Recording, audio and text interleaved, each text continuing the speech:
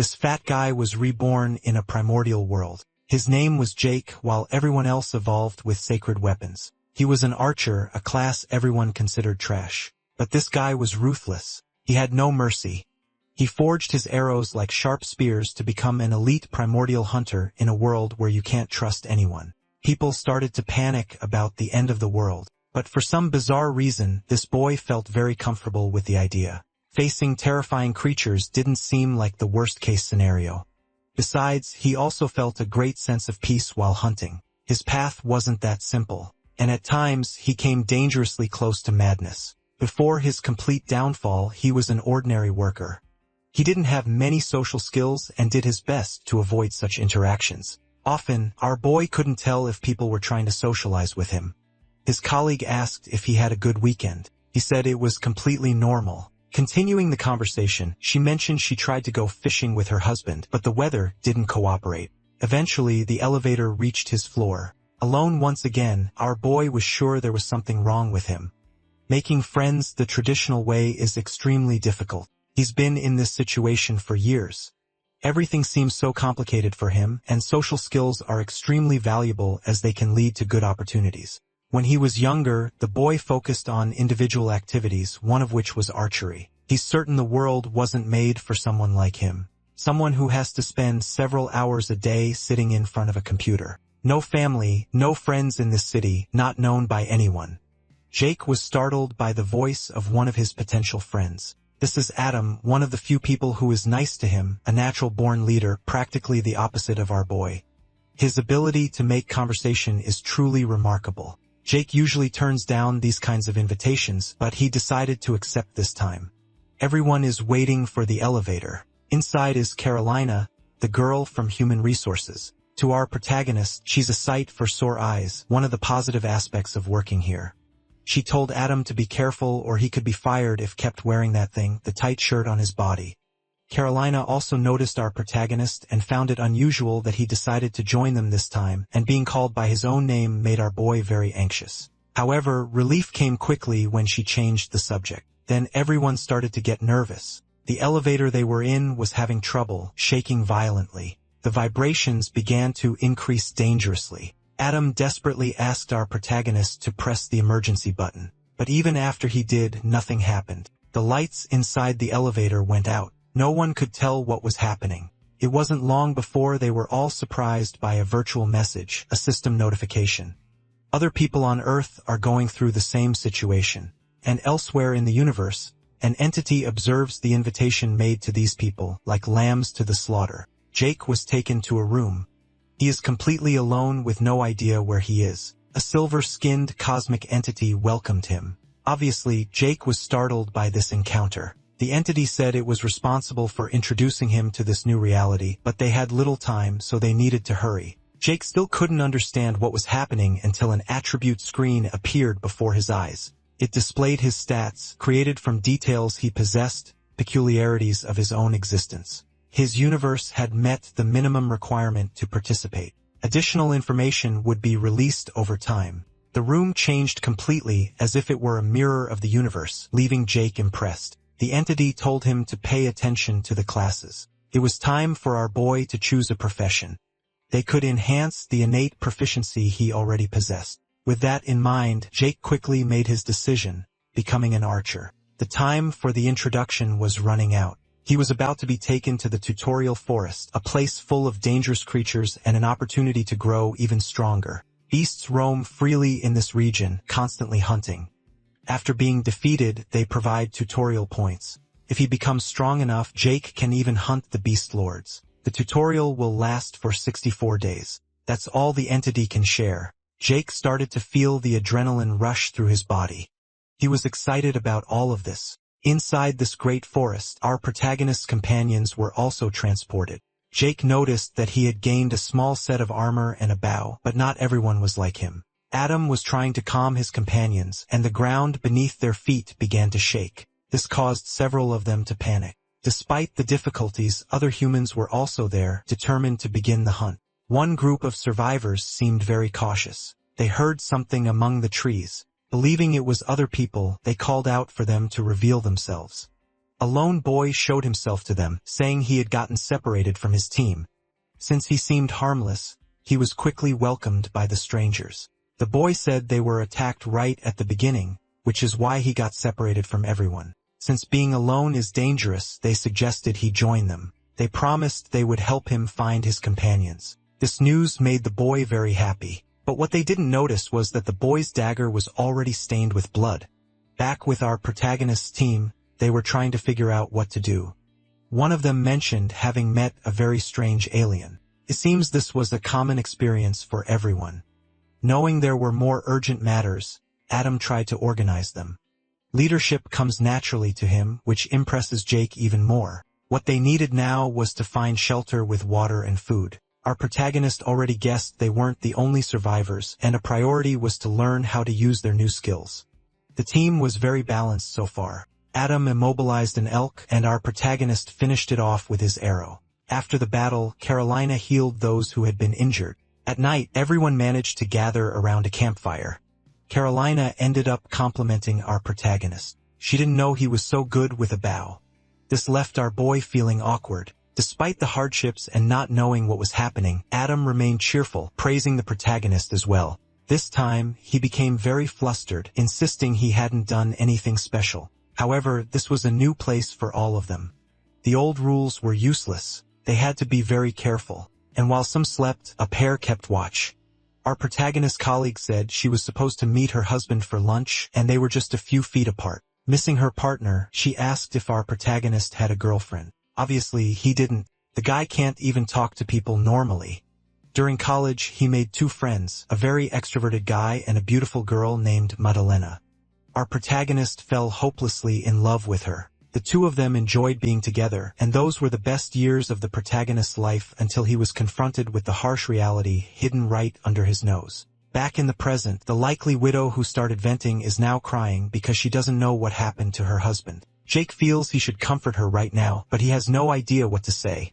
The grieving woman decided to take a walk. Watching her go, Jake never imagined Joanna would open up like that. This sparked something in Jake. Maybe he could use this world to start his life from scratch. After hearing a noise in the forest, a woman's scream, our boy began to rush frantically.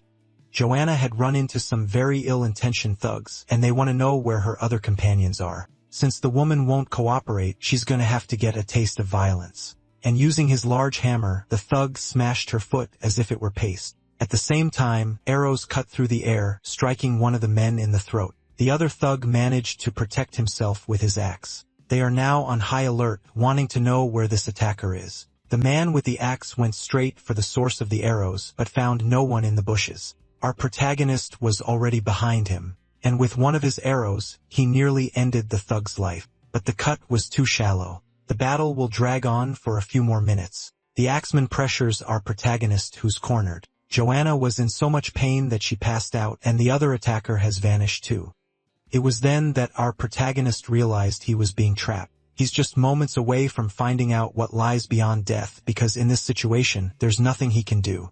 During this moment of crisis, something unprecedented happened. Jake began to feel reality shift. Time started to slow down. His bloodline has just awakened, the lineage of the primal hunter. His instincts took the wheel. Jake dodged the blow and even managed to catch one of his arrows, gravely injuring one of his assailants. Even so, our boy can't tell what's happening. In the next second, he grabbed a sword that had fallen to the ground, ending the life of the other extra. Now several arrows are flying towards our boy, but he blocked all of them by wielding the blade. It's time for this hidden attacker to reveal himself. A young man emerges from the bushes completely desperate. He manages to grab our protagonist by the clothes and is desperate to end his life immediately. But all he managed to do was take the tip of an arrow to one of his eyes. His life was ended. Completely enraged, Jake keeps striking his attacker, and he did so several times until his team finally reached the clearing, having heard what happened. Seeing two bodies on the ground, they still can't understand what happened. To make matters worse, Jake has a grim expression on his face saying that he had won. Now a flashback of our warrior. Back when he was just a student, he saw a girl being victimized by some jerks. That stirred a strange feeling in Jake. He didn't want to tolerate that kind of behavior. The jerks continued to harass the girl. This made Jake attack them immediately. He managed to knock down one of those thugs. And it was then that he noticed something interesting.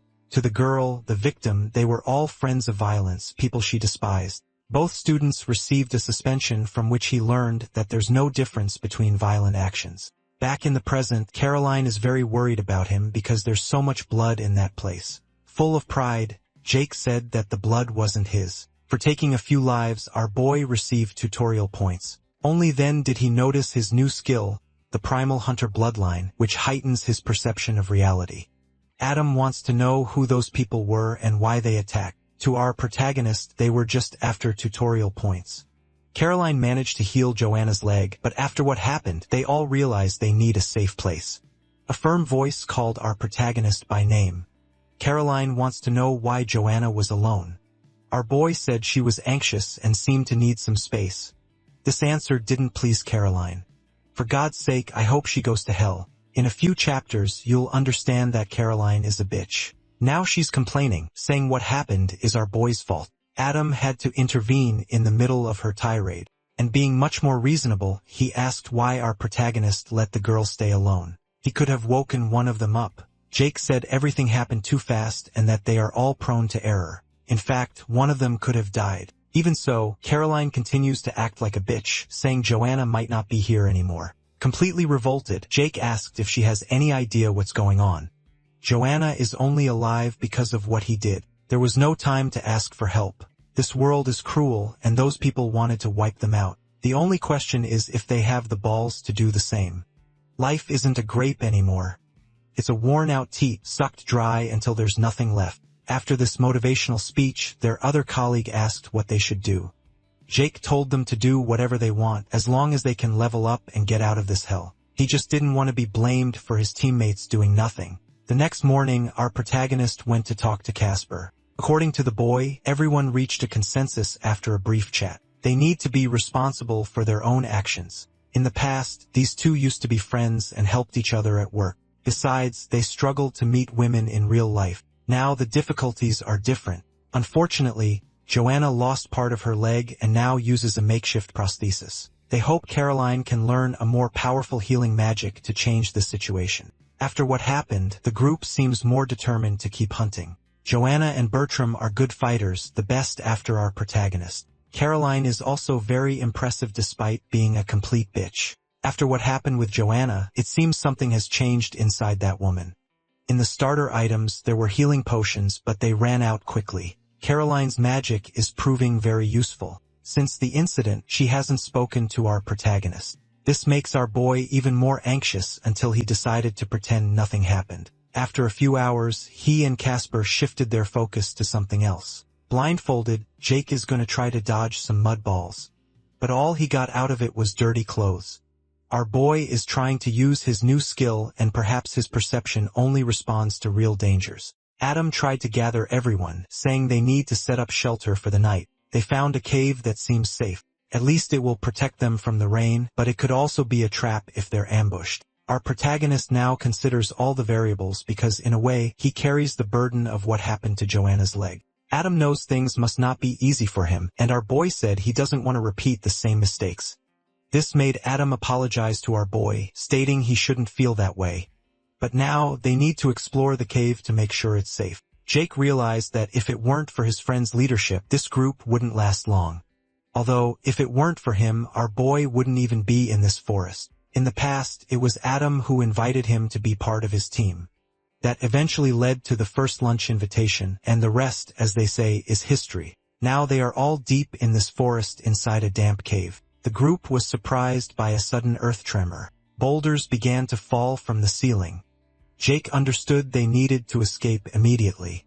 And even the woman with only one leg ran like an Olympic sprinter. The rocks are falling in abundance. Jake saw that Caroline was in trouble as she's slower than the woman with only one leg. Her head is moments away from being crushed by the boulders. This obviously awakened something in our protagonist, who was now moving at the speed of light. With this adrenaline rush, he managed to save Caroline's life, the bitch. Lots of debris fell behind them. It would have been fatal. Unfortunately, the group was now split in two. At least everyone is still alive and safe. Behind the rocks, Adam tries to contact his friends. They can communicate through the rocks, but they're making too much noise.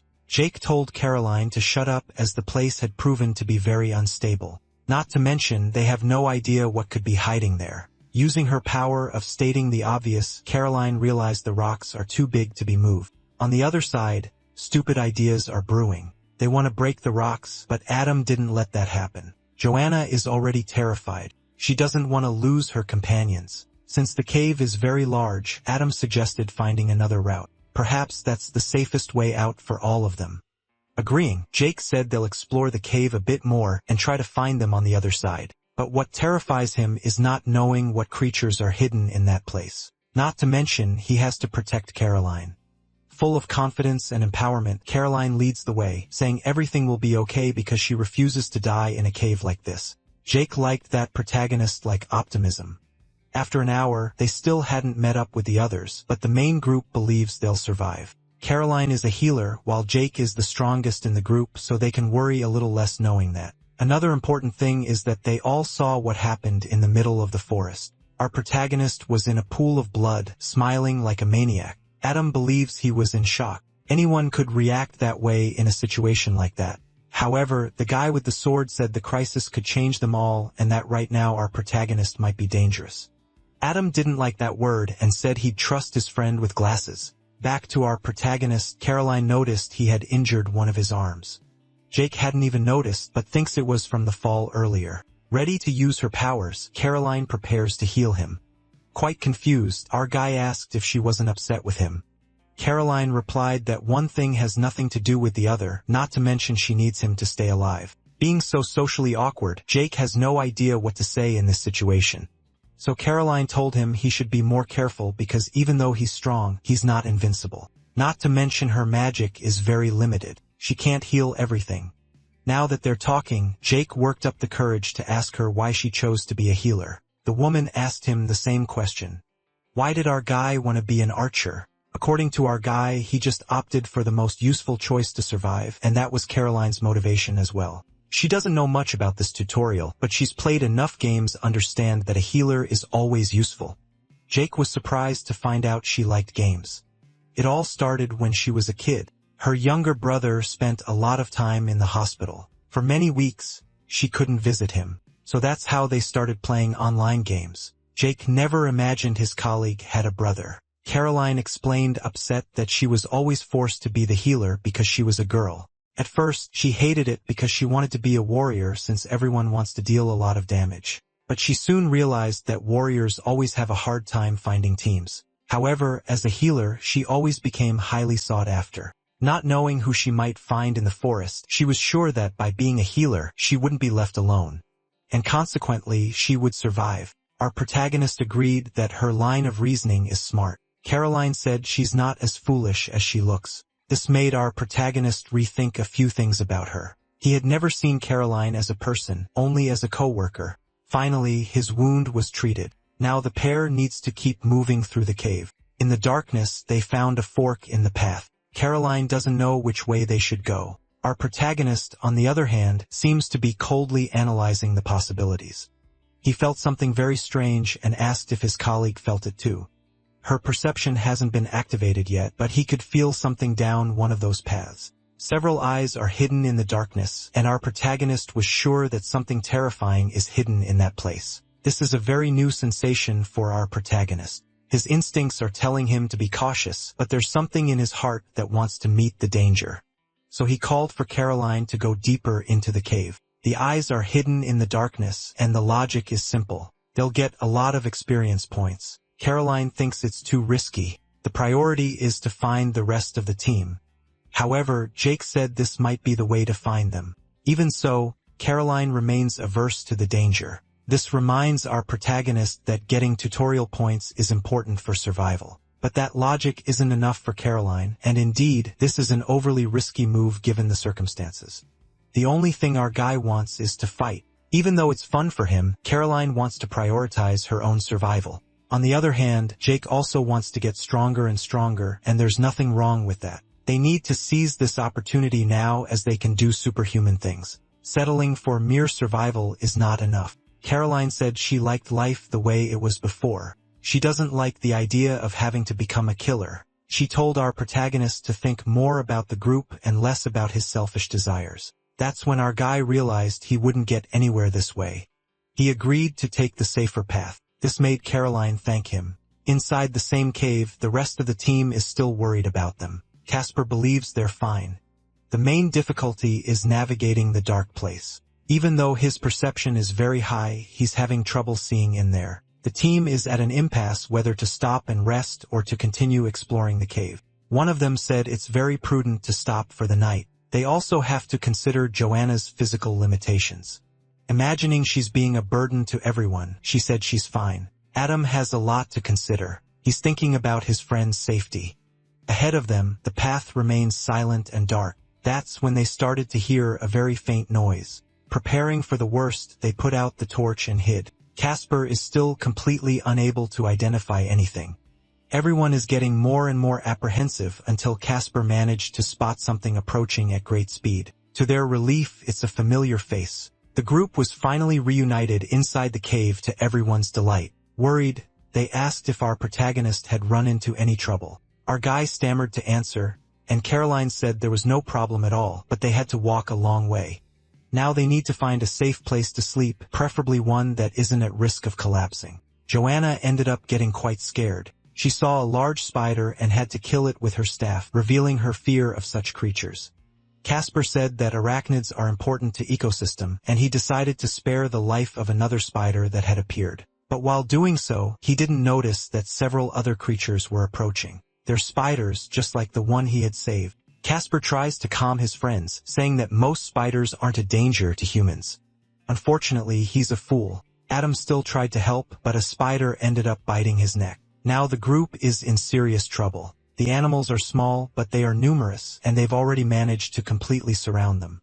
Casper revealed to his companions that he can't move, and in the deepest part of the cave, huge red eyes appeared. A truly menacing spider is ready to finish them all off. The group needs to start thinking fast. Casper is already completely regretting having said so much nonsense. Before they could react, someone hit the spider with an arrow. This gave Adam an opportunity to rescue the idiot who wanted to protect those animals. With his companion on his back, he told everyone to run immediately. Our protagonist, in turn, continues to provide cover for everyone. This way, his companions can get away. But our guy's second arrow was blocked by the spider. This menacing creature is already at level 3. Even so, it wasn't able to scare our guy. All of his companions decided to start running. They don't believe they can beat such a powerful enemy. Adam tries to call Jake to join them too. However, showing he's the real man of the hour, Jake doesn't want to miss this opportunity. Using a sword, he began to brutally strike the enemy. He slid under its abdomen, causing extensive damage. Caroline told them not to wait for our guy's craziness. However, Adam doesn't want to leave anyone behind. Jake took a direct hit. The force of the impact threw him against the rocks with devastating force. This ended up making the place even more unstable. And even though he was injured, our protagonist is still ready to fight. He's feeling something in his body again. This is his bloodline, renewed. He grabbed another of his arrows. The cruel creature tries to approach to end the fight, but it doesn't know that the real cruelty is on the protagonist's side. He needs to be quick because the cave is about to collapse. Jake, filled with hatred and a desire for revenge, brutally fights his enemy. Life in his homeland was not pleasant. For others, this isn't a game. But for our boy, it's become his new purpose. He's going to get stronger. Adam is starting to panic. This cave is really going to collapse. But our protagonist can't hear Adam's cries. He's too far away. Thanks to his senses, he can even predict the attacks. They're getting slower and slower, giving our boy a chance to decide what to do. An attack is coming from behind. Jake has decided what he'll attack too, making a clean cut. However, it wasn't the spider that got hit this time. It's the hand of Adam, the fool, who decided to butt in at one of the story's best moments. Thinking he's the real protagonist, this asshole told our boy not to die in a situation like this. Now, the two of them are running because the cave is collapsing. The poor spider was left behind as it didn't sense the danger. The rest of the team is already outside, and Joanna is frantic, imagining something worse has happened. Fortunately, Adam and our boy made it out safely. Caroline got very worried when she saw their leader come out with an injury. Jake started to apologize, explaining he did it by accident. This just gave Caroline more ammunition to talk shit, saying our boy shouldn't have fought the spider. That motivated the blue-haired asshole to talk shit too, claiming that an attack on a group member must be punished. Adam tries to tell them it was just a scratch. Nothing serious. Even so, the extras are furious. Jake realized that to these people, he's seen as a social outcast, and the blue-haired extra is already completely shitting his pants in fear. Since the protagonist's self-esteem isn't very high, he started to believe their words, that he's useless to the group or even a danger. He started to remember what happened with Joanna, blaming himself for it, or when he tried to save Caroline and put everyone in that situation. While they were still arguing, Jake heard something in the bushes. He readied his bow to shoot this person who was approaching uninvited. A man in armor revealed himself. His name is Richard, and he came to investigate the noise from the rocks. He also said he didn't come here to cause them any trouble. Adam immediately warmed up to him. It's good to find other friendly humans. Richard is also accompanied by his men, and he reinforced the idea that he doesn't want conflict. Among them is that blonde kid with a shifty look on his face. The larger the group, the better the chances of survival. He said he would understand if they were reluctant, but suggested they join forces. Caroline seems a bit suspicious, and Richard quickly realized she must be a healer. She is definitely this man's target. Our protagonist already understood that someone with her profession is very useful. According to Richard, the healer they had ended up dying, and that was a huge problem. He's willing to accept anyone who wants to join him, and he's even willing to take just the healer alone. Adam realized that things could get a little hostile. However, Richard said once more that he'd like to keep things non-violent because that would be better for everyone. But of one thing he is certain, he's not leaving without the healer. Jake started to get very nervous. He knows his team is exhausted. Maybe he could take this enemy down with a surprise attack. However, those other extras pose a great danger. Richard continues to be diplomatic, stating they really need a healer. As for our protagonist, he's already realized he won't be able to engage in a fight. Adam, not having heard anything, started to calm our boy down. He told his other companions that maybe they should join them. They should prioritize survival right now. Caroline is willing to do anything to avoid a fight. Jake was disappointed to see his comrades were going to join these strangers, and so it was decided. Still confused, our boy realized this could be advantageous. He decided to ask Richard what his current level was. The man said he's already at 9 and some of his companions are past level 7. Smiling maliciously, our protagonist felt he had the upper hand. With a sarcastic comment, he revealed he was hoping to find someone stronger because my name is Eat Shit and my level is Shove It where the sun don't shine.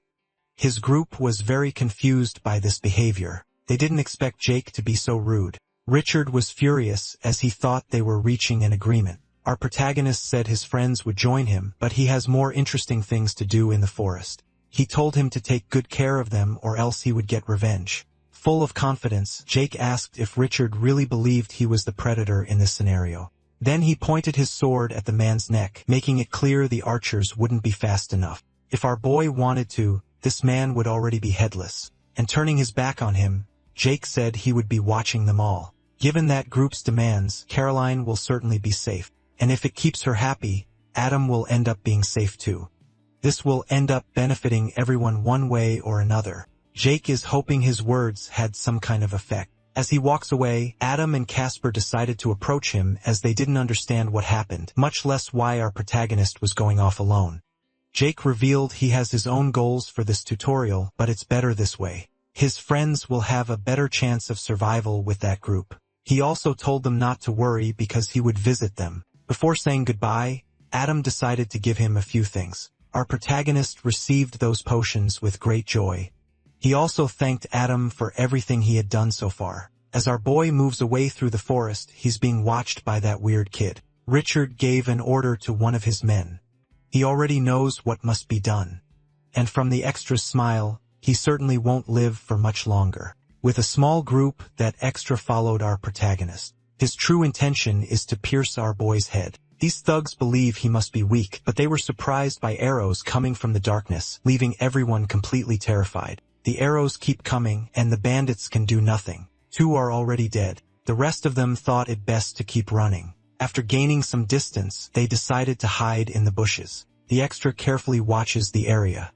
Believing our protagonist will approach, he tells his companion to attack. The guy started walking through the forest looking for clues without knowing that true evil was already behind him. Our boy's sword drank blood once again, but it was all just a trap. That extra used his own companion as bait in order to attack. Jake ended up taking an arrow to the stomach. But even wounded, our boy seems to be having a lot of fun. More arrows are fired, but our protagonist is too fast. Properly hidden, he needs to resume his hunt.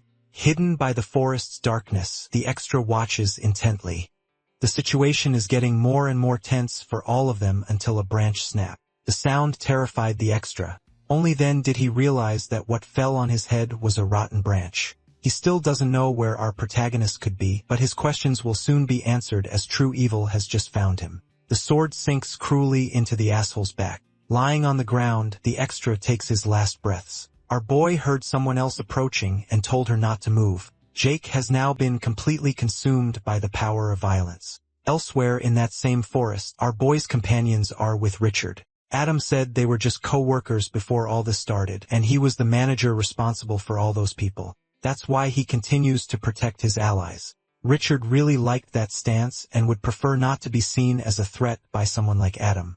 He also said he built a camp so that everyone could survive, and he is about to reveal this place to everyone. His base of operations is anything but modest considering they're in another world. Caroline was very impressed by this. It's a very satisfactory camp. Noticing there were women there, Casper quickly realized it was the perfect place. For someone who was planning to sleep in a cave, this camp is truly sensational. Now that everyone is here, it's time to assign quarters for the newcomers. So far, they're being treated very well by everyone. Casper's attention was suddenly drawn by the sound of metal. A woman approaches them, looking completely terrified. The sound comes from her clanking armor. Richard immediately called for the guards, but that wasn't necessary. The woman is also a resident of the camp. She brings urgent news for their leader. Richard realized she had been separated from her squad. Still exhausted, the woman said everyone else was dead. Not understanding, Richard asked if there had been a betrayal, but the woman said her men were killed. This left Richard even more stunned. It was all the archers doing. He ambushed them in the forest. This story doesn't make any sense. Richard couldn't understand why the woman was still alive. It's because she carries a message from Jake himself. Regarding his companions, he was very serious about their safety. To make matters worse, it seems that Degenerate enjoyed every second of the fight. With terror in her eyes, the woman said, "Our protagonist is a real monster." Wandering through the forest, Jake realized he needed to set up his own camp too. He decided to take a look at his own stats. By defeating those jerks, he had earned tutorial points reaching level 7. That was much more progress than he had expected. With that, he also received points to increase his attributes. Now he wants to strengthen something that is enhanced by his bloodline trait. The obvious choice is to improve his own perception. Another problem is his total health. He only has 1 to 3 of it left now. That was thanks to the arrow that hit his stomach. Without a healer in his party, our protagonist needs to be very cautious. While he was distracted, he ended up completely surrounded by wolves. But for our protagonist, this is a cause for celebration. Back at the camp, the blonde boy is trying to get closer to the newcomers. He decided to start a conversation with Caroline, acting quite shy. He told her he's not crazy like the others. His name is William, and he seems like a very friendly guy. Caroline soon noticed that he is much younger than the other men. And William said that's a problem. Being only 19, he's being overlooked. But he assured her he's just a normal person trying to survive like everyone else. Caroline had just fallen for his jinjitsu, imagining the boy was just another victim. The next day, the forest was littered with dead wolves. A small rabbit came to feed on the vegetation and was almost caught in a trap. At least that's what it seemed to be. But in reality, it was our protagonist who had just woken up startled. He doesn't know how many hours have passed, but it's already morning. He feels his whole body aching, but now he's all alone on this journey. It's time to get to work. Capturing the rabbit with an arrow wasn't difficult. And to feed himself, our boy needs to hunt all these creatures as well as fight off those who wish to consume him. With a single day's work, he has already reached level 10. It was at that exact moment that a glint high up in a tree caught attention. Jake thought it might be a trap, but he didn't sense any danger. Since he wanted an answer, it was time to investigate further. Our boy climbed to the top of that tree, finding a small box that seemed to hold a jewel. This appears to be a system treasure. Inside is a powerful item. Jake quickly realized this is part of the world's dynamics. Inside were leather bracers. For him, an archer. This is a very interesting item. But there was something else in there too, an upgrade token. Could be used on the boy's bow, but that tool is already very useful. Jake considered the possibility of improving his own cloak, which was already very tattered. Perhaps this was the best option. Gradually, the holes it had began to disappear. This is now the archer's mantle, which can resist slashing attacks and also repair itself. It's not that impressive, but it could be useful in practice. Jake realized that finding another one of these boxes could be very advantageous. Certainly, by defeating powerful creatures, he will receive powerful rewards. Unfortunately, there was that rock slide. Getting back to the spider might not be possible. But since this forest is so large, there will be other opportunities. After several hours of walking, Jake found another cave. Standing in front of it, he felt no danger at all. In fact, his intuition told him there was a treasure inside. With a torch, our protagonist began his exploration. He found some blue mushrooms that glow in the dark, and along the way, a very mysterious door. The wood it's made of is already rotting, as if it were very ancient. The system announced that a challenge had just been discovered. To access it, one must be level 10, have no profession, and be among the top 5%. It seems our protagonist meets all these requirements. Faced with another challenge, Jake doesn't consider refusal an option. Inside that cave full of mushrooms, Jake tries to understand where he is. Really seems to be exclusively for this challenge. He soon noticed that a necklace had appeared around his neck. It's an amulet for those who enter this dungeon, an item made for storing other items. While he was thinking about how he could use it, the necklace began to glow intensely as if something was about to come out of it. It was at that exact moment that a small blue creature with wings appeared. Jake was obviously very scared, as he has no idea what that could be. The first thing he does is think of defending himself and try to reach for his sword, only to realize that he is completely unarmed. As for the blue creature, it seems to be getting more and more aggressive. But our protagonist has already calmed down, as the creature is small and practically harmless. Even so, it insists on attacking our boy, saying it will also show him how pathetic he is. Jake was genuinely impressed now, as he never imagined that little being was capable of speech. A little startled, Jake ended up stepping on something on the floor, and this may have activated a trap. A stone projectile is heading towards his face. Still not quite understanding, our boy simply dodged the attack. The impact was so strong that it destroyed the cave floor. All of this was observed by the small blue creature, which seems to be amused by what almost happened. Jake also noticed that the spot hit by the projectile began to melt, a sign that this attack is very dangerous. Our protagonist asked the creature if all the traps in this place are ridiculously dangerous. In response, the creature said it doesn't know, as it was imprisoned in that necklace. Jake seems to have become interested in the story of this small winged being, but he has no time to start a conversation. Other traps are being activated. This forces Jake to react immediately.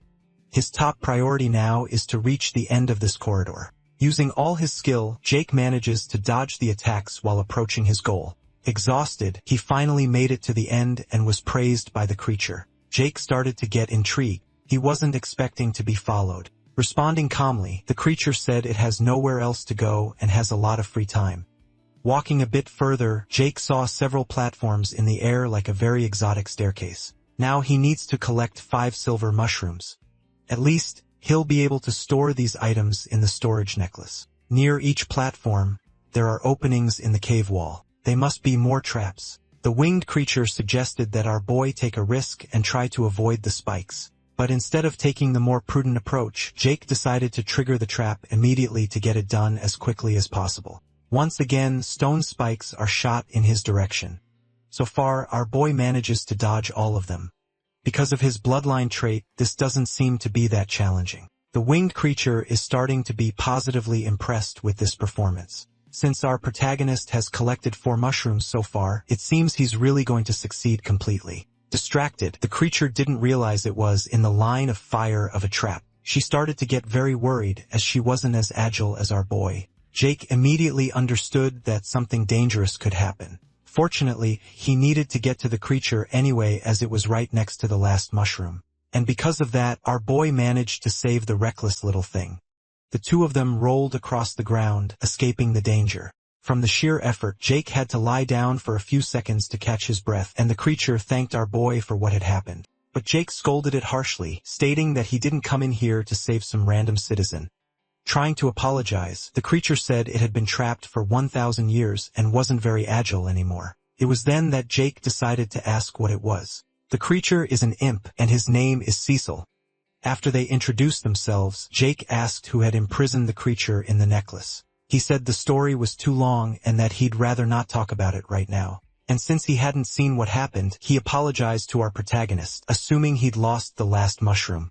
With a smirk on his face, Jake said he would never miss an opportunity like that. Cecil was impressed, stating that despite being an idiot for taking risks, our boy was truly talented. In the next stage, our protagonist saw several stone platforms. Below them was a dangerous sea. He has 15 minutes to get to the other side. At first, it seemed like he just had to jump from one to the other. It didn't look too difficult. However, in this phase, all his stats were reduced to 10 points, and he couldn't use any skills. Now our protagonist started to get scared. He began to feel the reduction of his strength and reflex ES in his own body. And for the first time, Jake realized he might not do so well. To our protagonist, it felt as if gravity had become more intense. Through his status screen, he confirmed that all his attributes were at 10 points. Focusing a little harder, Jake tried to connect with his bloodline. He discovered that it was a part of who he was now, and his perception increased once more. Not understanding what had happened, Cecil asked if the boy was all right. He mentioned that the countdown had already begun. Jake knows he can't fall into the sea of acid for obvious reasons. There seem to be 3 types of platforms distinguished by their symbols. The first one shows a serpent feeding on a mushroom. The second engraving is of a serpent that appears to have wings and is being worshipped. The last engraving is of a dragon. Jake believes this shows a cycle of growth, and he might be right, but so far he has no clue what to do. Each platform also has a distinctive glow, which could be a clue. After thinking for a moment, Jake picked up a mushroom from the ground, stating he had an idea. To test it, he threw the mushroom onto a platform. As soon as the mushroom stopped moving, it began to be absorbed. Cecil realized it was a puzzle. The platform with the feeding serpent symbol had absorbed the mushroom. Clearly, our protagonist was onto something. His instincts were telling him the light from the platforms was dangerous. He needed to deactivate something before jumping. As his time was running out, it was time to take more risks. Our boy threw another mushroom, and now he was ready to jump too. Still in midair, he hoped he wouldn't die when he reached the other side. Jake finally managed to land platform, immediately celebrating that he was still alive. Cecil celebrated too, but he was confused. He shouldn't be rooting for a human's life. Following this strategy, our boy reached the other side in no time. He found another door, which was closed, and as usual, Jake was quite out of breath. His time was renewed. He had completed the first stage and needed to make this journey 2 more times. The door before him opened. Our boy saw more stone platforms, but this time, a dagger was presented to him. It appeared to be made of bone, and our boy was finding all of this very strange. Looking at the platforms, he saw no serpent symbols, and he couldn't just risk jumping. Perhaps the dagger was the secret to deactivating the traps. The only question was what the winged serpent could do. Figuring it was some kind of cult ritual, our boy cut his own hand. He dripped some of his blood onto the serpent symbol, which caused its glow to fade. It was going to be painful, but he had just figured out how to move forward. Cecil, being able to fly, had already analyzed the platforms. Our boy would only need to make 3 jumps, but he really wasn't liking this idea. However, with time running out, he had to make the first jump. When his foot touched the platform, he slipped on the blood. This caused our boy to fall, and that could be very dangerous now. Looking at his hand, Jake realized the dagger had done something to him. With his body even weaker, Jake was determined to press on. He made the next jump, but as he approached platform, he felt something strange throughout his body. Our boy was in deep agony. Cecil quickly realized our protagonist wasn't going to make it to the end. This last jump was a little weaker, and our protagonist barely managed to grab the edge of the platform. The only thing separating him from the sea of acid was his grip on the stone. Cecil tried to motivate the human, saying he was almost at the other side. Jake knew that all too well, as the tip of his boot was already melting in the acid. That was the motivation he needed to push a little harder. Our boy managed to escape the danger, but unfortunately, part of his leg had been compromised by the acid. A wound like that would surely be fatal. Our protagonist was practically missing a leg, but he had to keep moving forward. He did his best to drag his injured body. Cecil tried to help him, but he wasn't strong enough. Our boy was truly using all his remaining strength to keep going, but his vision was already starting to blur. It was as if his body was becoming more and more poisoned, and he was losing consciousness. Signs of poisoning were spreading across his skin. Moving had become agonizing. Finally, the system notified our boy that he had completed the stage and his body was restored. Cecil was trying to wake our boy up, but the dungeon's healing process was still underway. Finally healed, Jake was surprised he was still alive. Even Cecil was celebrating as he had been certain our boy wouldn't survive. Still, it wasn't time to relax. They needed to beat this challenge. One last stage with a countdown timer. After so much stress, Jake said he needed to catch his breath for a moment. He really had almost died. This was the first time since entering the tutorial that he had faced death. He enjoys fighting and the adventures of this place, but dying in a pool of acid was not part of his plans. That he could never accept. Cecil agreed with our boy.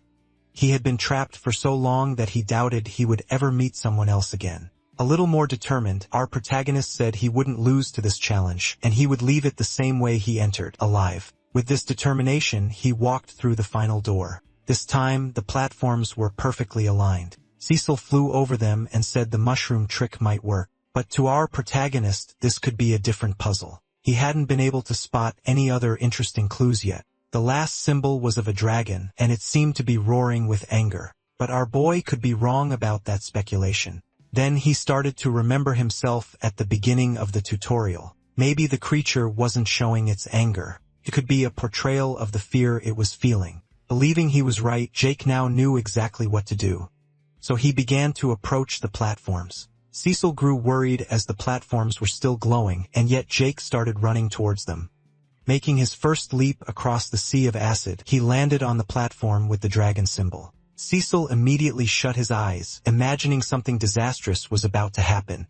The platform did indeed break, but our protagonist was ready to move forward. The answer to that challenge was to have courage. Jake began to remember his past life when he felt out of place. And now, in the tutorial, he had learned to use his willpower in situations where reacting was the only option. That's how he learned to be brave, to keep moving forward despite the hardships. All the platforms he crossed were destroyed, but that didn't stop our boy from reaching the other side, completing the challenge. The dungeon penalty was lifted, and Jake could already feel his body returning to normal. Cecil, who was now rooting for our boy, said he was a really tough guy. With the challenge complete, it was time to receive the hidden reward, and that immediately caught the boy's attention. He was taken to another room filled with carvings related to snakes. Jake carefully observed what looked like a mural. It seemed to be telling some kind of story about a snake that started eating mushrooms until it managed to grow wings and fly through the skies. Eventually, the creature began to be worshipped. As its strength was exceptional, it fought against various monsters until it finally became something as powerful as a dragon. The creature continued to reign through the heavens, becoming an even more powerful dragon over time. At least, that's the story this mural seems to be telling. The system said that our protagonist had witnessed the willpower of a true dragon gaining 10 points in willpower. Cecil still didn't know what that meant. Our boy didn't either, but he was sure of one thing. He'd like to fight that dragon one day. Even after reaching the end, Jake still had to walk through more corridors. Our boy stopped suddenly, and Cecil bumped his head on his arm. The creature complained that the place was too dark and he couldn't see a thing. Jake didn't have much trouble moving as he had put a lot of points into perception. But that wasn't all. His bloodline trait was also getting stronger and stronger. His perception increased even more when there was danger. Now it worked constantly within a small radius. Our boy didn't know if he should tell Cecil about this since the creature was ancient and might have some insight into this ability. Jake said the creature could return to the necklace until they found a light source. Cecil immediately refused the idea. This made our boy ask if it was really that bad inside. In response, Cecil said the place wasn't so bad. He could even see what was happening outside. But once inside, he could only get out if someone decided to let him out. Cecil didn't want to be stuck in there for another 1,000 years. This made our protagonist realize the creature had been trapped all this time, and he said he would never do that to him. Quite skeptical, Cecil said that everyone says the same thing. Their conversation was soon interrupted by rays of light. It seemed very natural, not the kind produced by the mushrooms. Reaching the end of the hallway, Jake seemed to have entered a large library, and he had no idea where he was. Looking more closely, he noticed that all the books were very old. But as he brought his hand closer to them, something unusual happened. He couldn't make contact with the material. Cecil found a desk, and on it were several notes. However, our protagonist still couldn't interact with them. It was as if a barrier was preventing it from happening.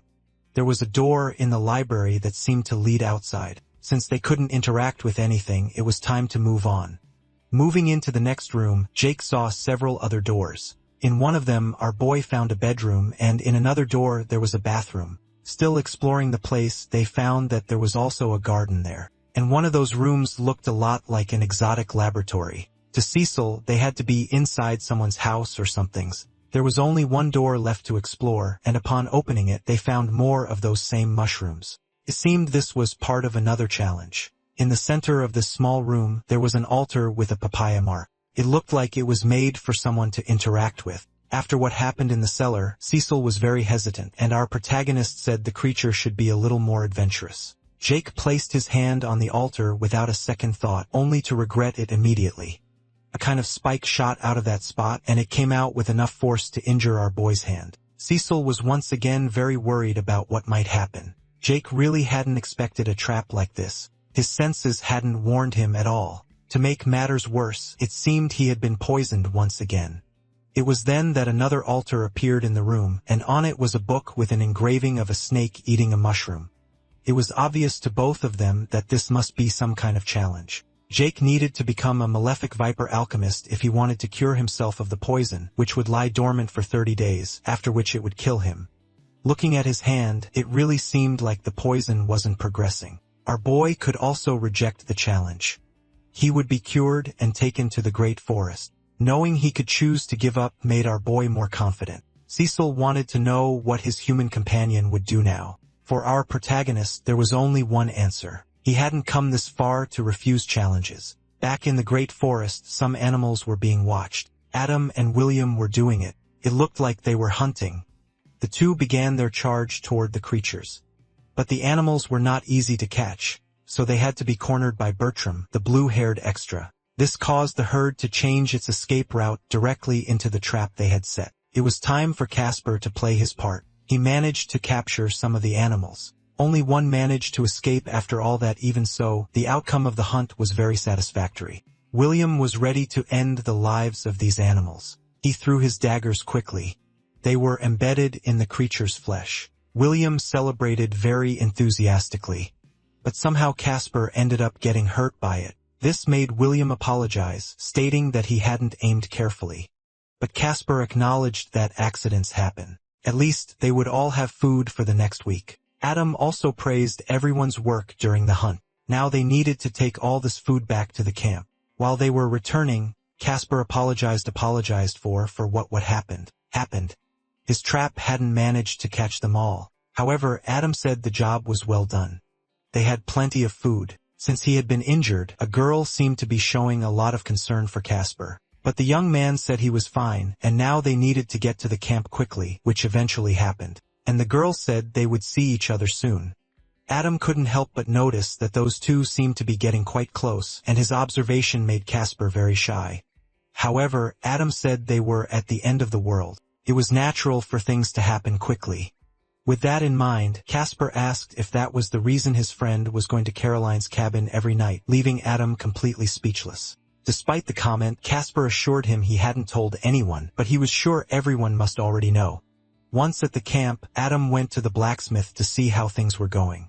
The man in charge of the armor figured Adam already needed repairs on his sword, but actually, he went there to look for Caroline, saying that Casper needed to be healed. Caroline said she would do it, but at the moment, she was getting some armor for Richard. It seems he's trying very hard to keep her on his main team. Outside, Adam shared that Casper already knew about the nightly visits. Adam said he was as stealthy as Jake. Caroline didn't like being reminded of our protagonist and suggested her boyfriend get over it too. However, Adam was still worried about our boy. It had been weeks since he'd heard anything from him. Even so, Caroline believed he must be fine as he was a grown man, and he's certain that Jake must be doing something stupid and very dangerous at this very moment. Back in the dungeon, our protagonist is already sick of collecting mushrooms. Cecil said things would be different if our boy didn't need to eat so much. This is happening because Jake got a poison resistance skill. But to do that, he actually needs to poison himself. Not to mention, the only food available there are these mushrooms. Cecil said the moss can be eaten too and even told our protagonist to try it. Despite the hardships, they're staying in that exotic library. Jake needs to continue his research to beat the challenge. Since they spent a lot of time gathering items, Cecil suggested they rest for a bit. But our boy's body is already suffering the consequences. As time passes, the poison is also spreading. The top priority now is to make a healing potion. Having access to all that material, Jake is learning to make new things. Injecting a bit of mana, he continues to mix everything.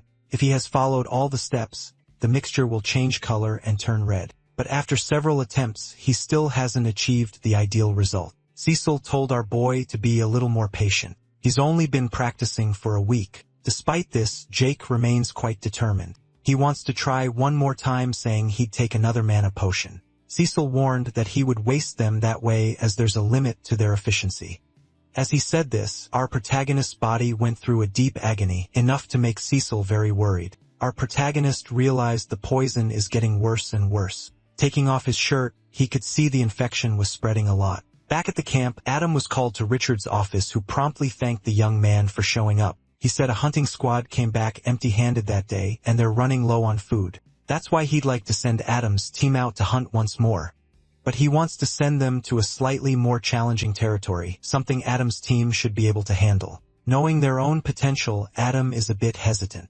Richard assured him that the most dangerous monsters would be his personal team's responsibility, as he cares about everyone's life there. Adam wanted to take Caroline as it would increase the mission's safety. But Richard doesn't agree with that since Caroline is crucial to his plans. Since there's no further benefit for him, Adam is ready to gather his team. But before leaving, Richard asked that Casper stay at the camp. The defense found a breach in the fence. There might be other survivors in the area. Since Casper is very good with traps, Richard would like to have him around. Knowing the reason, Adam confirmed he would pass the message along. Later that same day, Adam's hunting team managed to get several animals. These creatures are a bit harder to defeat, but finding them in this region is actually much easier. William is covered in blood, but happy to have gotten several tutorial points. Worried about the boys' condition, Adam said they need to take a bath soon, something William agreed with. Walking alone in the forest, William thought that he was already sick of Richard and Adam. They are just useless people, and he's already bored of staying in this camp. It was then that he heard a sound on the same trail, so he decided to hide. William saw other survivors in the forest. They are near a water source. It seems they are all washing up. William noticed there was no healer with them and started wondering how many tutorial points they had, but he ended up being discovered. They heard noises from the bushes. This left William infuriated. Those people were already prepared to attack him. William revealed himself as a poor soul, saying he was the sole survivor of his team which had been attacked. The woman with the bow doesn't seem to be buying the story, but William is sure his poor soul act is really good until he saw an arrow shot right past his face. Even more threatening, the woman said she would never fall for a lie like that. The warrior ordered William to drop his weapons and back away slowly, and he immediately agreed. At the same time, the woman pressures him even more. William is now kneeling, slowly bringing his hand to the wand he carries.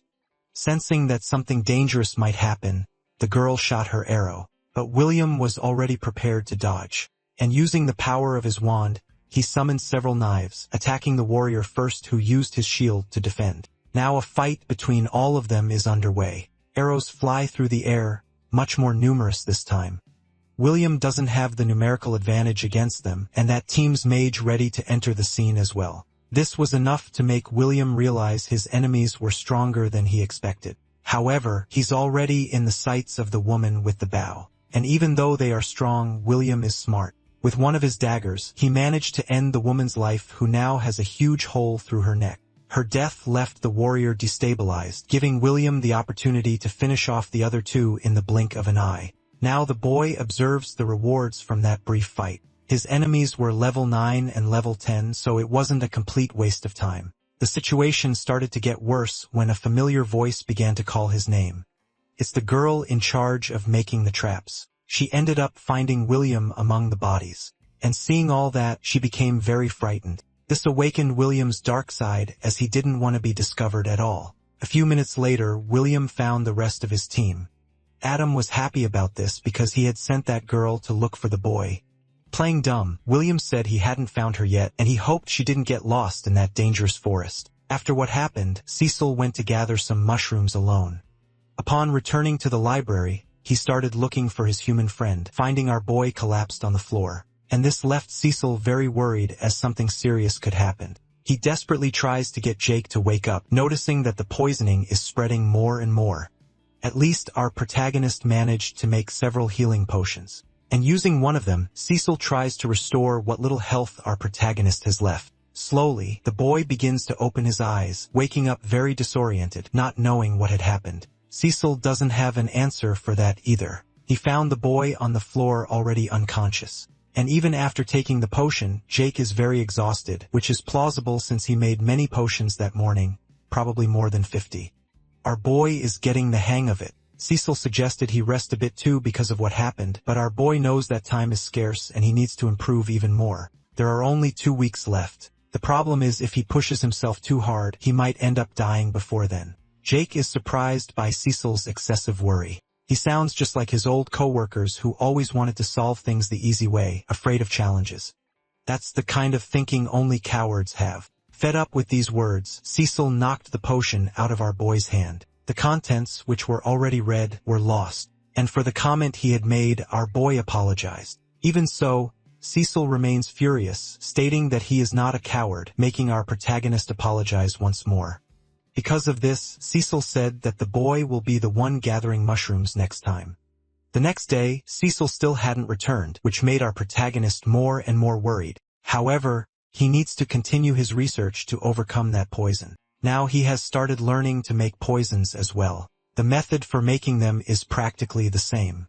What needs to be done to differentiate one from the other is what you do with the ingredient's vitality. For a poison, he must focus on amplifying what is already harmful. Finally, our boy produced his first poison. Extremely enthusiastic about this result, he called for Cecil so he could see it too. Only then did he remember that he is completely alone. The creature had not yet returned, but since he had been called several times, Cecil appeared asking what Jake wants. Our boy showed him the poison he had produced. Cecil doesn't seem impressed with this achievement, making our protagonist realize the creature is still very upset. Thanks to constant practice, our protagonist has already reached level 24 as a Viper Alchemist. With his attribute points, he decided to increase his wisdom. All this alchemy practice is starting to pay off. Jake now has all the requirements to evolve his own profession. He just needs to accept the system's offer. This makes our boy think maybe his alchemy will get even better. The system said the process would have adverse effects, and during it he wouldn't be able to receive evolution points. Understanding that his progress would be stalled until he made this decision, Jake accepted the evolution. But after he did, nothing happened until the entire library began to shake as if in an earthquake. Very worried, Jake tries to understand what's happening. Cecil asked if our boy did something, and now a mysterious wind began to envelop both of their bodies. They were taken to a completely different dimension. In the middle of that cosmic desert, Jake tries once again to understand what had happened. Despite it being a completely different place, his senses don't alert him to any danger. Even so, he felt a presence approaching. Pale, scaly legs are approaching our boy. They belong to a peculiar-looking person who didn't expect to receive visitors in their realm. Even though there was no danger, our boy's senses started going completely haywire because they're telling him that this being is extremely dangerous. And once again, the being asked what they were doing there. Our boy tries to take a deep breath, believing he isn't in any danger, and said he's just as confused as that person.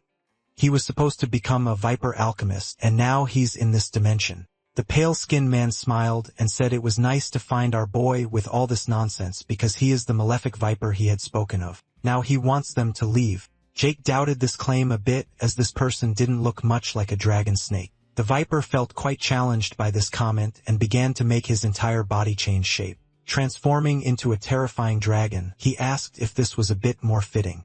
Cecil was completely paralyzed by this, as he never imagined being in his presence. The Viper asked if he knew the creature, and Cecil said he was one of his loyal servants. Seeing that the little creature claimed to be his servant, he must have been from before his own order. The young man, however, stated he wasn't his servant. He was just there to explore the dungeon. The Viper was impressed that the young man was going through this whole situation because he had built all those traps many years ago. Hearing this, the young man realized he was in the presence of the designer himself. Curiously, he asked what Jake thought of the part where he had to be fed things, or about the part where he made him learn his history only to be rewarded with a mural of him doing cool things. A rather narcissistic attitude, but the designer took that comment as a great compliment. Continuing the conversation, he asked if he was some kind of deity, and that's exactly what he is. Just keep gaining levels and you'll eventually receive your own dimension. It's a bit boring in the end, but it's very nice to be immortal. Having one's own dimension seems interesting, but the young man refuses immortality. The fleeting nature of life is what makes things interesting. To the designer, this was a logic that made no sense at all. And despite having this opinion, he said he liked it. Cecil bowed to the ground, apologizing to the Viper for what his companion was doing. He doesn't know how Jake has the courage to speak to a god this way, as he is terrified just being there.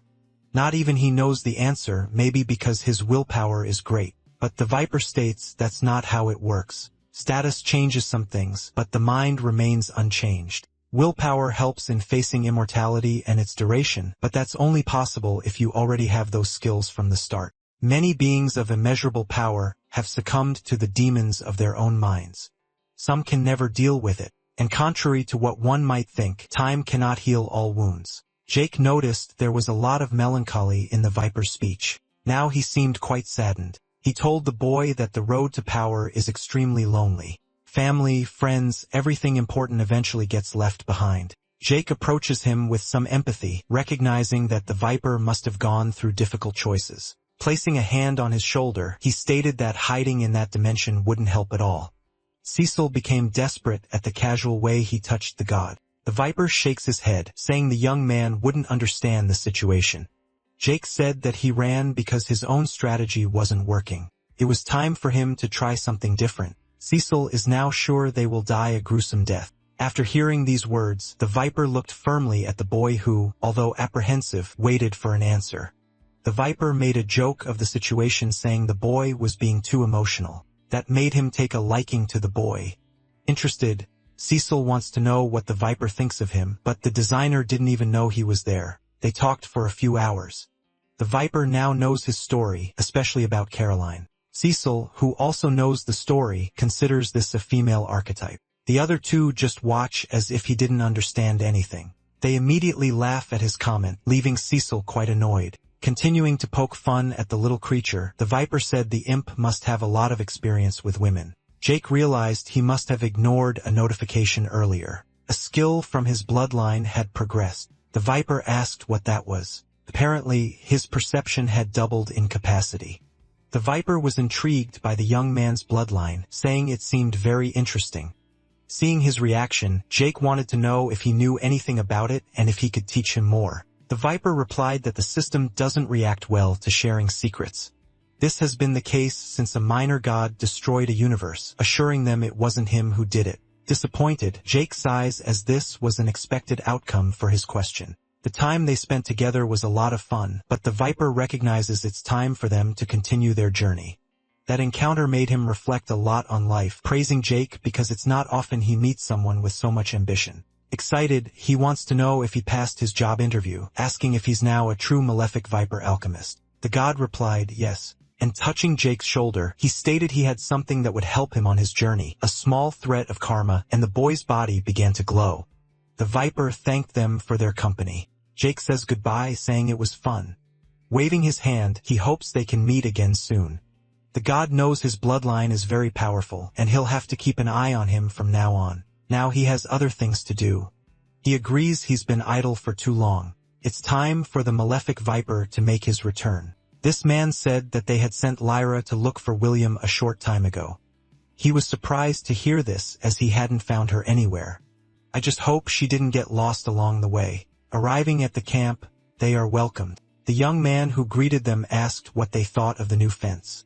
Without answering his question, the group approaches Casper with sadness in their eyes. Finally, he realized that Lyra wasn't with them. All they could do was apologize. They say they don't know what really happened, only that she got lost in the forest. Casper shows he is deeply irritated by this description. The group searched for her for hours in the forest without finding any trace of her whereabouts. Given this, they don't know what to think about what might have happened. Casper can't hide his irritation. This has to be a joke. The young man shakes his head, signaling that it's no joke. Lyra was gone, and they couldn't do anything. After hearing these words, the young man finally gives way to grief. A week has passed, and someone is presenting a report about William. Last night, he attacked another group of survivors. The chief presumes it was Hayden's group. His servant confirms that's exactly what happened, and Hayden's son lost his life during the fight. This outcome makes things even more problematic, but that's not all. William also marked the boy's head. He left a message for them saying Richard says hello. Now it's just a matter of time before they retaliate. They found some arrows on the camp's perimeter. By the way they were crafted, they don't belong to them. Hayden is definitely after the person responsible for what was done to his son's body. Killing is one thing, but what was done went too far. Protecting William will be more trouble than it's worth. The servant is just waiting for the order. As soon as he's authorized, he'll take care of everything. He already has 2 of his men spying on him while they talk, but the chief asked him to stay in the shadows. He's seen many situations like this before. The boy is very skilled, although arrogant. If he can be controlled, he could be very useful to them. Without question, the servant agrees with the chief's words. Going to William, they asked if he had made any progress with the stone arrows. The boy had finally finished them all. It took him longer than expected, as he's still getting used to this new profession. The woman noticed his body was covered in grease. This made her hug him, trying to wipe off some of the dirt. But he said there's no problem getting a little dirty from work. The man in the background said it's a sign that someone is working hard. To the woman, it would be better if he had a tailoring profession. Even working with leather would be easier than this. However, the boy enjoys blacksmithing, and Smith has been teaching him everything he needs to know. Understanding that the boy liked it, the woman asked him to be careful. With a smile on his face, he said he would. Watching them walk away, he realized how annoying that was. He gets the impression that Caroline thinks she can tell him what to do. He's sure that if she weren't so pretty, no one would tolerate her annoying comments. Regardless, a war between Richard and Hayden will soon break out, and as soon as he takes out enough people and gets his bonus, he can leave this place. While he was lost in thought, Smith asked the boy to help him with some boxes. Full of excitement, he went over to the man to help him. Elsewhere, the prepared arrows are being delivered. He just doesn't know why Casper didn't go pick them up himself. They could use this opportunity to leave the tent and clear their heads a bit. Casper reveals that he doesn't want to see that person. The man who delivered the arrows assumed he was talking about Smith. Only then does Casper say that the person he doesn't want to see is William. The man knows Casper believes the boy has something to hide about Lyra's disappearance, but he can't swallow the boy's innocence. He's sure something is being hidden. Besides, Jake would never trust him. After the brief outburst, silence filled the tent. Worried, the man asked how long it had been since Casper slept. Annoyed, he told the man not to bother him. It's fine if he doesn't want to help, but if that's the case, he should just leave him alone. The man said it's okay to have some level of suspicion and that he never said he was wrong. Before continuing, he let out a long sigh. Commenting on the way Casper has been walking around the camp, it's noticeable that he looks at William as if he were a target to the point of scaring other people with his attitude. They think he could snap at any moment, and in a way they're right. That's why the man wants to know what he plans to do with all these traps, because they don't look like they were made to capture deer. Casper replied that there are many scary things deep in the heart of the forest, and it's time someone started hunting those things. Jake continues to do a countless number of push-ups. Cecil intervenes in the middle of the workout, wanting to know if Jake is ready yet. Even so, the boy keeps practicing. Realizing he was ignored, Cecil asks how long he's been training. Finishing his exercises, he said he only practiced for 30 minutes. Checking his stats, he wishes his progress was greater, but admits it's not bad for a month of training. Cecil warned him not to get tired yet, as the day ahead would be very long. Jake can't hide his excitement as he's finally getting out of that damn cave. Seeing the young man's happiness, Cecil stated that he still needs to make an antidote because the poison is spreading quickly through his body and its effects could be fatal. He has about a day left to solve this problem, but Jake is confident that he will succeed. Inside the camp, William keeps himself busy with small tasks. He was interrupted by Caroline, telling her that Richard's armor would still take some time to be ready. But the woman didn't come to talk about that. She came to warn him about something that's happening. She asked him not to go near Hayden's camp from now on. Playing dumb, he asked if everything was alright. But things are getting intense. Richard said it's fine for him to go hunting as long as he doesn't go near the other camp anymore. Receiving the warning, he said he would be. Caroline is relieved that the young man listened. She tried to give the same advice to Casper, but he's still resistant to listening. William doesn't know why this guy would be heading toward enemy territory. Maybe it's to set traps. Lately, Casper has been living in his own world, which makes him wonder how many tutorial points he's managed to gather so far. After the brief conversation, William assured her she could trust him, giving his word that he would stay away from the enemies. As Caroline returns to the chief's room, Richard wants to know how the conversation went. Caroline completed her mission. Now she's sure that William will follow Casper's trail. To Richard, it was an excellent job. Even though he didn't like things going this way, those two have been causing trouble for the camp. William isn't exactly a brilliant mind, while Casper seems like he could burn down the camp at any moment. For Caroline, the boy is just going through his mourning period. Richard disagrees. He disappeared for days after learning of Lyra's disappearance. He had gone into the forest to look for the girl. Casper shouts desperately, hoping to find something or some sign. Near some creatures, there's a body lying on the riverbank. It's definitely Lyra. He chased the creatures away and approached the girl. Kneeling beside her, he began to mourn. Saddened, he wants to know who was responsible for this, unable to accept what his eyes are seeing. Looking at the girl's abdomen, he began to notice the wounds. There was something there that caught his attention. She was definitely wounded by a dagger. He wondered who could have thrown them at her. Still trying to process his grief, he heard someone call his name. Casper called back asking who was there. And once again, the voice called to him. The mysterious entity asks if he wants to bring the girl back. Desperate, he said yes. The voice told him to follow the sound where he found a hidden dungeon. A few days passed after that happened. Casper returned to the camp completely different. His companions noticed he had changed a lot. Richard knows something out there made him change, and now he has trouble trusting him. Caroline cries at the situation as he used to be one of her friends. The tutorial is cruel, but it will soon come to an end. Once they return to Earth, they can rest and rebuild their lives. She had to be optimistic. Maybe Casper would manage to kill William and go back to being the person he once was. Adam would definitely be thrilled to have his friend back. This is the outcome they all want, and they try to support each other so that in the end, she and Adam can have their much-desired happy ending. Wiping away her tears, Caroline began to wish she could leave this cursed place soon. Richard smiled, thinking how foolish people in love can be.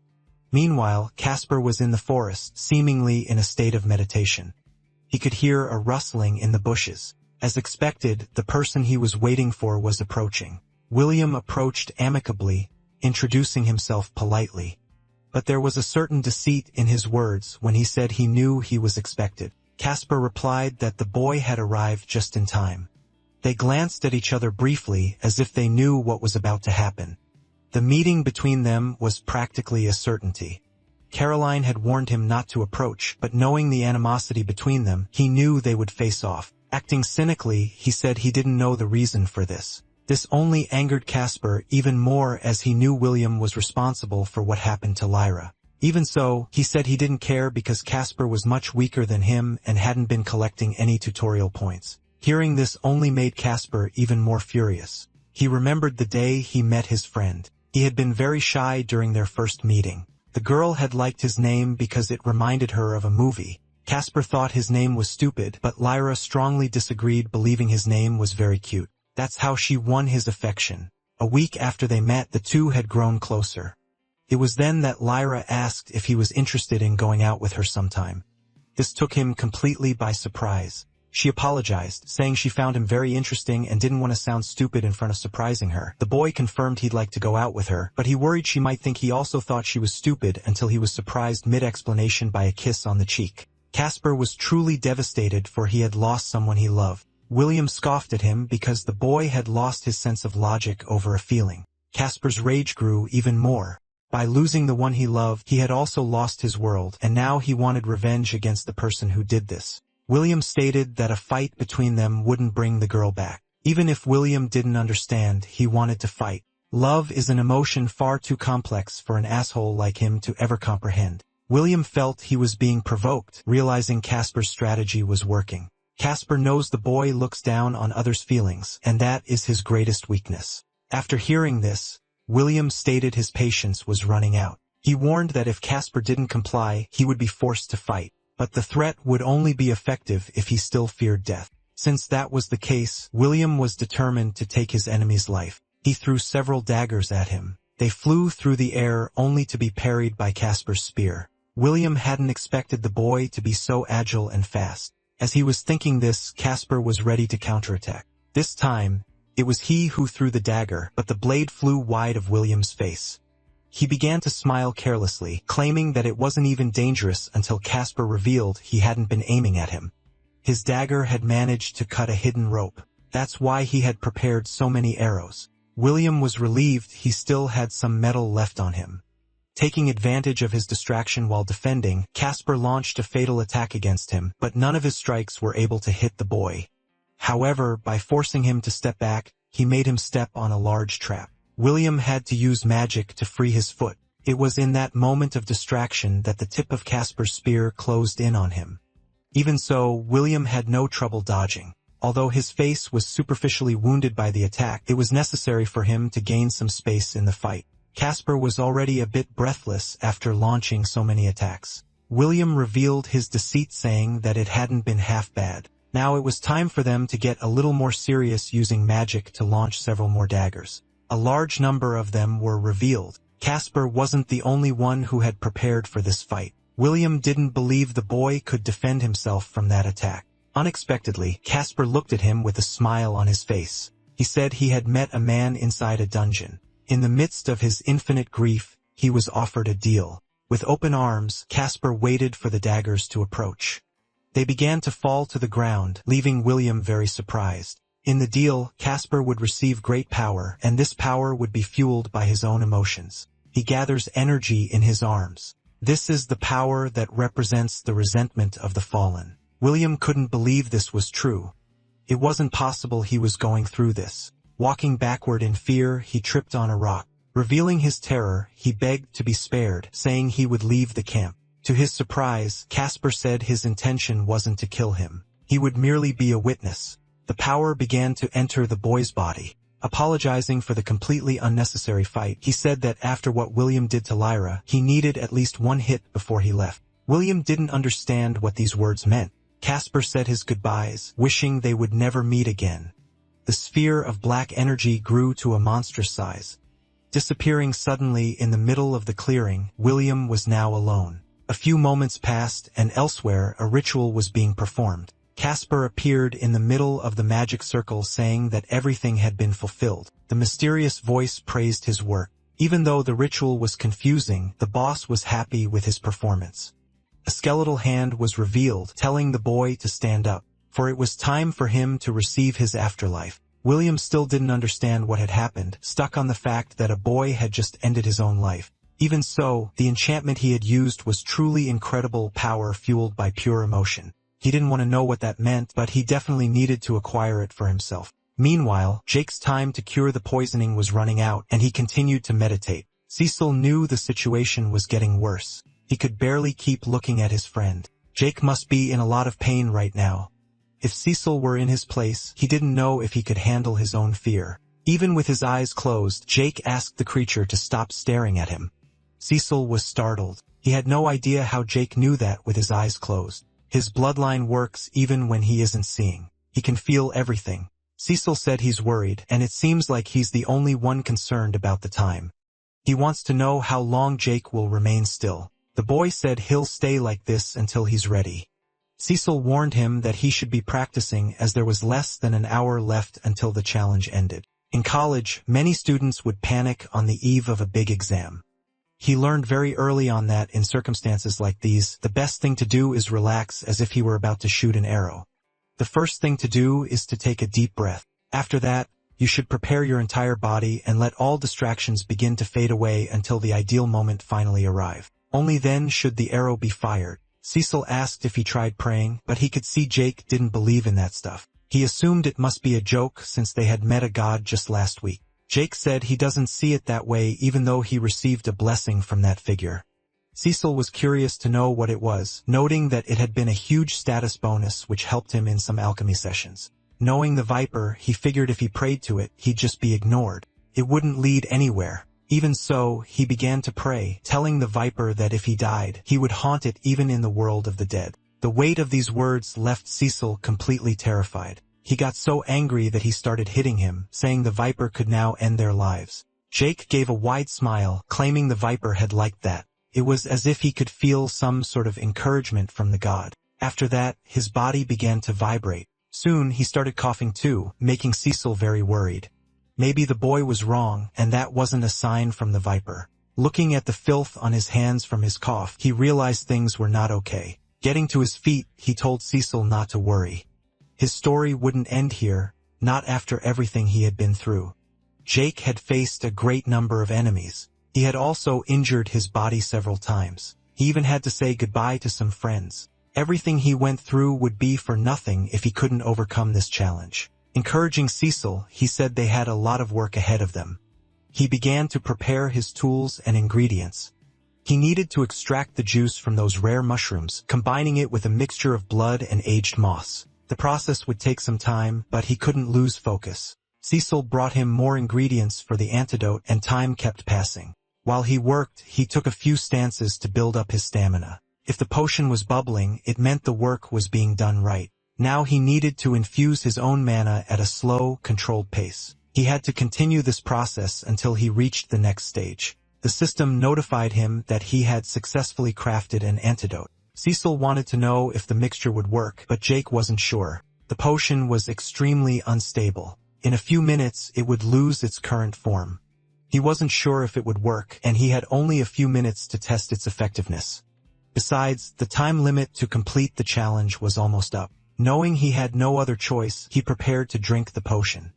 Jake swallowed the contents of the bowl in a single gulp. The process was harder than he imagined. Once the bowl was empty, Cecil asked how he was feeling. Jake replied that he didn't feel any different. The time to complete the challenge had finally run out. A feeling of intense pain began to spread throughout his body. Cecil became very worried by what he was seeing.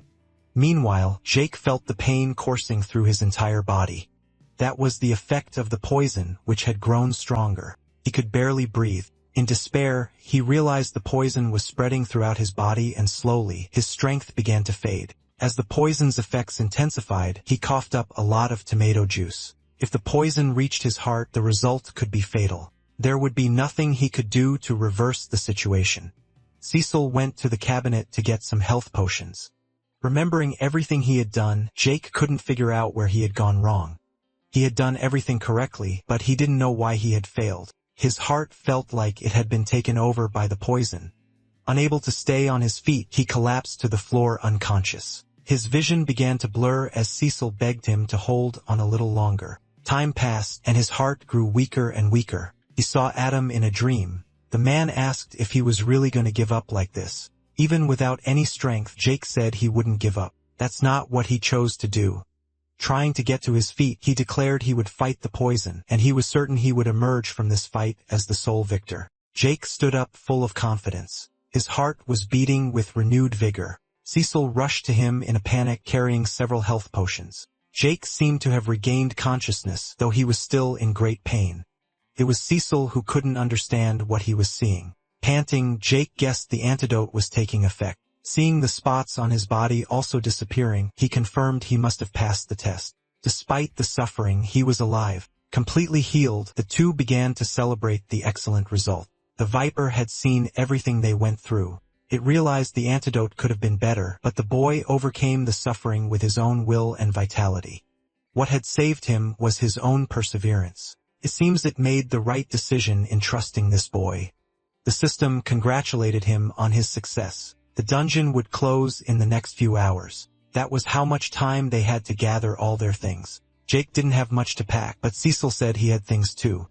The boy imagined they would leave that place together. Cecil hadn't thought about that yet and asked if Jake wanted them to go on together. The boy said he wouldn't leave him in that faulty dungeon. Cecil was still struggling to process the words he'd just heard. But the truth was, they had gone through a lot of trouble together. And because of that, they had become companions. Hearing this moved Cecil deeply. Jake couldn't help but laugh when he saw the little imp was crying, but they were soon interrupted by several system alerts. Multiple notifications were popping up. It seemed these were his rewards. There were so many he could barely count them all. 4 points in all stats, plus 4 additional points in vitality, new boots, and more storage space. Cecil wanted to know how he was feeling, and Jake replied that he felt very strong. It was a relief to have his weapons back. Since it had been a month since his last fight, Cecil assumed he might be rusty. It was possible, but right now he was more worried about his level. He had developed his alchemy a lot, but he was still a level 9 archer. Not knowing the average level in the forest, he figured he had a lot of catching up to do. Cecil didn't know what kind of help he could offer since he didn't have a level or anything. If the danger was too great, he could put Cecil back in the necklace, but the creature refused. It had spent a millennium inside it and had no intention of going back. After a long walk, the dungeon exit was visible. Jake asked if the creature was ready to breathe some fresh air. Finally, the pair was outside. They were met with a magnificent view of the place, much better than the dungeon where they had been. Looking to the side, Jake saw a dinosaur. It didn't take long for them to find hostile company. It would have been nice if they'd had at least a little time to appreciate the view, but Jake considered this a perfect opportunity. It was an excellent chance for him to put his skills into practice. The dinosaurs were between levels 17 and 24.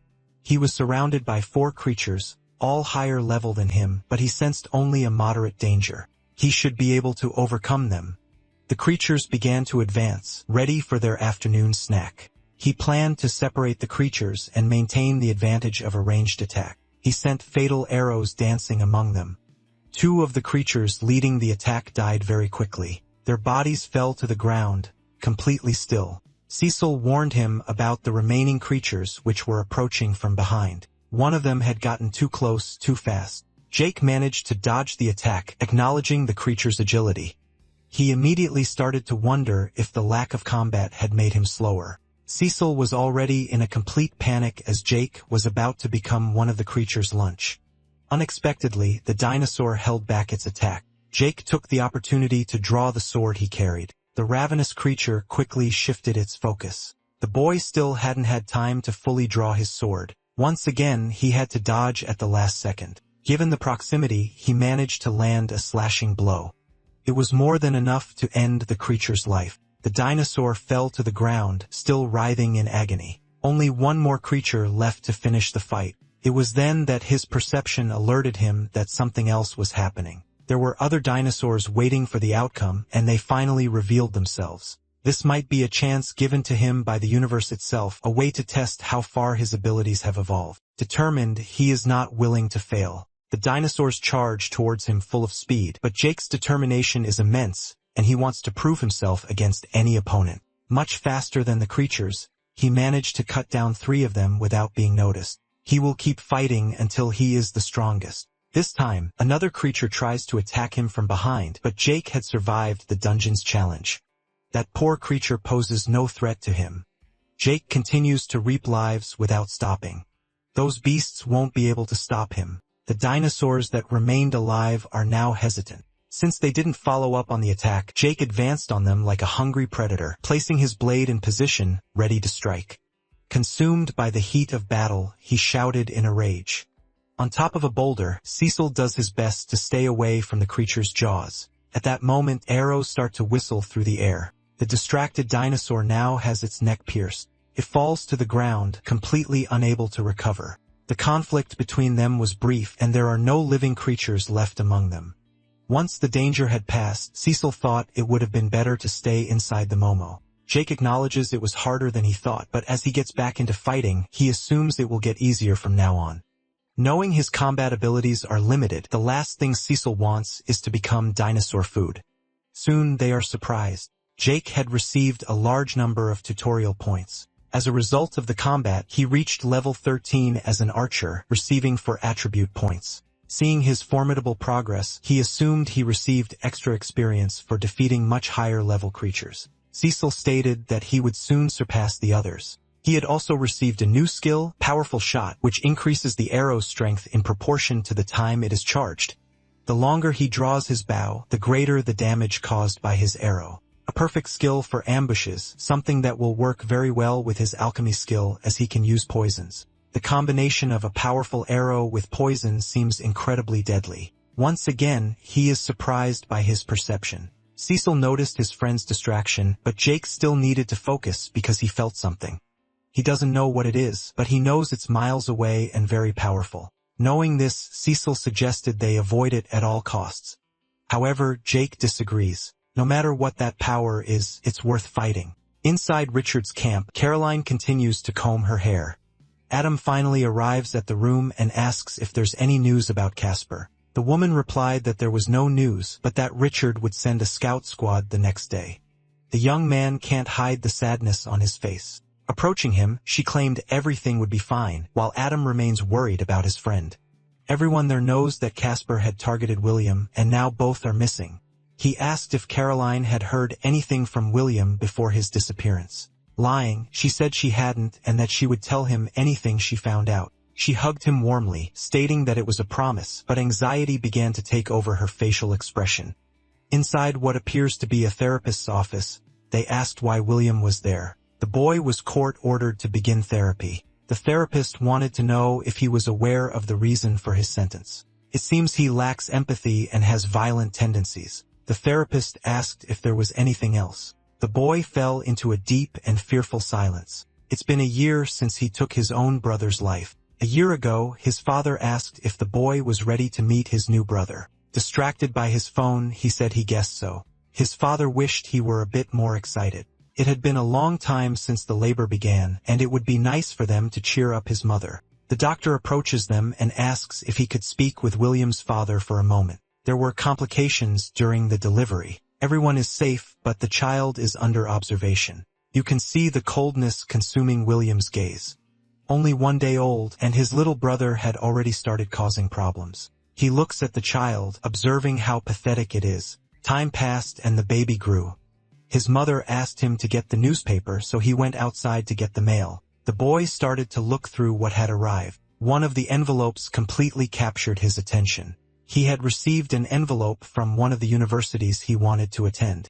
Returning home full of joy, he told his parents he had been accepted, but they didn't even know what all the excitement was about. That's when he told them which college had accepted him. He applied because of his guidance counselor, as he didn't think he was capable. His parents want to know if the tuition will be very expensive. The boy doesn't know the cost. Although the news was really good, they can't afford that institution right now. William tries to emphasize that the university is one of the best in the world. They are very proud of him, but with a younger brother, they can't handle that kind of expense.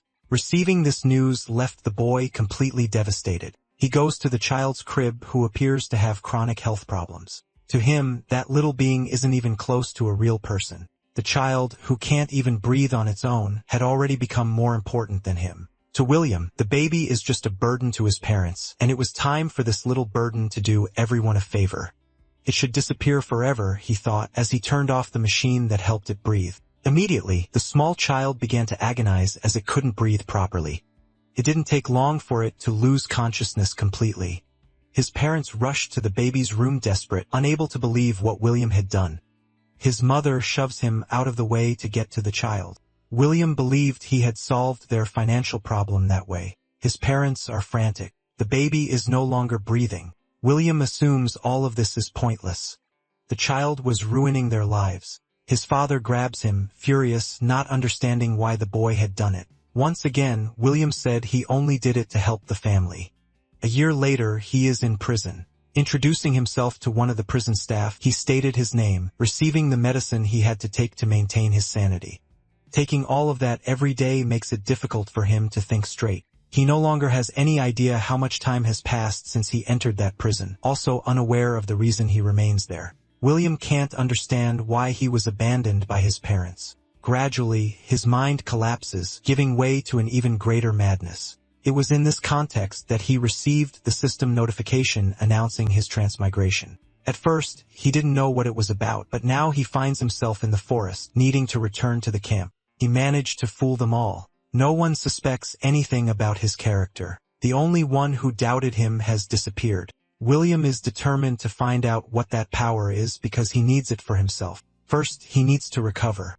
Even though Casper didn't want to kill him, the residual energy from that sphere almost finished the job. William is feeling an intense thirst. If he doesn't drink water, he feels like he could pass out at any moment. Coming across a huge lake, he believed it was his lucky day.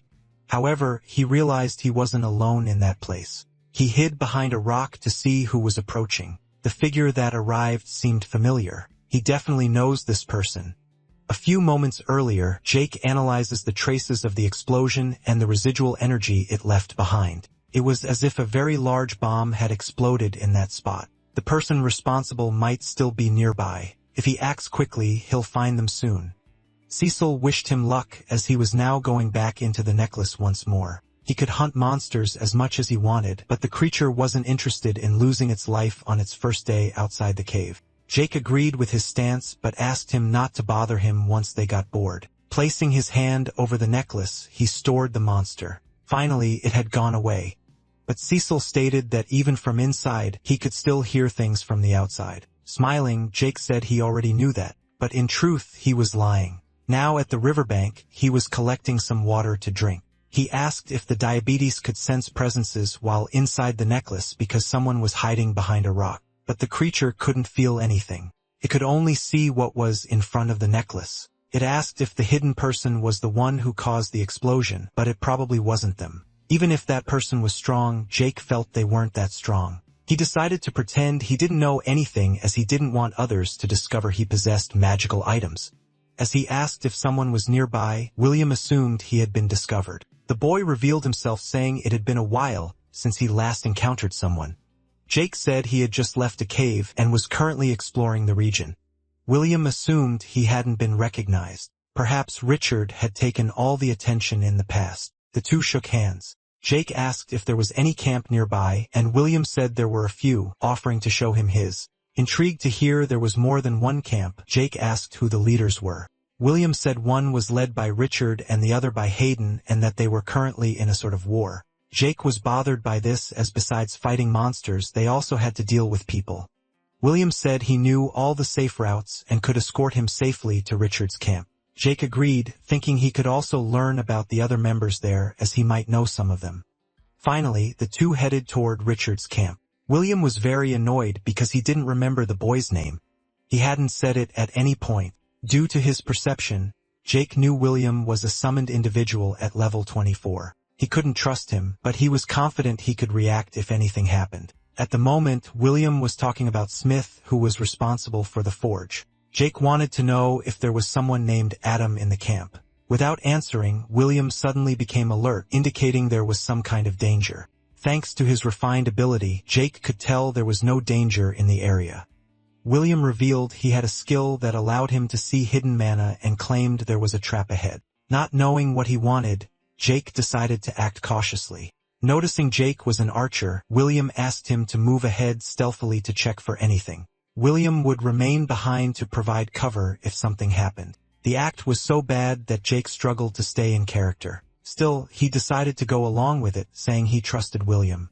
William was certain this was the person who had ambushed Nicholas. Revealing his completely despicable nature, he prepared to attack Jake from behind. Thanks to his ability, Jake sensed the daggers approaching. This made him turn his attention to them, bow in hand. He deflected all the blades effortlessly. Only a fool would fall for such a poorly planned trap. William said this tutorial was full of fools, and now he would end his life. But Jake started running toward the forest. William couldn't let him gain distance as that would nullify his daggers. He intended to keep pressuring him to prevent his victim from escaping. After missing a few throws, he realized his target was very slippery, but he wouldn't be able to run forever. Suddenly, the boy was struck by an attack that deeply cut his abdomen. He still didn't understand what was happening or why his target had stopped running. Jake was certain his pursuer believed he needed distance to attack or thought he was just an archer, but one should never underestimate an opponent. That was a special dagger he had obtained in a dungeon. His victim would bleed to death. However, he decided he could end his suffering sooner. William fell into despair, realizing he wouldn't live much longer. Gripping his staff, he used a skill he had been saving for Richard himself. He used the skill Shining Steel. Jake was surprised. A strong, luminous energy began condensing intensely. Exactly 1 week earlier, William had gone to Richard to talk. He was having trouble with mana potion rationing and struggling to hunt. But given the situation with the other group of survivors, they might not have a solution. The boy wanted to take some potions from Richard's personal reserve. However, Richard firmly stated that if he needed them, he should ask someone else. Dismissing him, he said he had other matters to deal with. William pretended to remain dejected after the refusal. But in truth, it was nothing more than pure deception. While hunting later that same day, he grew increasingly resentful toward Richard. He decided he should try to steal all the potions from that camp. He couldn't wait to finally rid himself of all those people. All he needed was a bit more firepower and the right opportunity. After defeating a creature, he received something from the system. That skill emitted intense luminous energy and dealt damage proportional to the mana consumed. Thinking about his new destructive power, William became highly motivated. He used his new skill against Jake. A small metallic-looking sphere appeared. Jake felt he needed to get away immediately. It didn't take long for the sphere to explode violently. It also released intense light, forcing him to protect his eyes. He tried to move away while his vision was impaired. Due to the explosion's force, several metal fragments scattered across the area. Some of them pierced the boy's body. The impact was strong enough to throw him far away.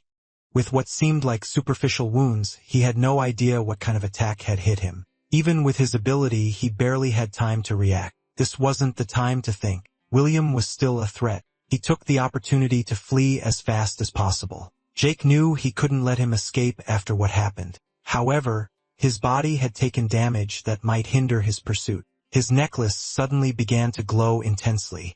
Cecil asked if his friend was okay, and Jake replied that it was possible to block attacks aimed at vital areas. It was better to let the boy escape as he couldn't fight like this. Jake felt like an idiot for being caught off guard. He already knew he shouldn't underestimate any opponent, yet he still got surprised. Cecil thought William might be responsible for the crater, but Jake wasn't sure. Having stayed in the cave for so long, he couldn't tell how strong the other survivors had become.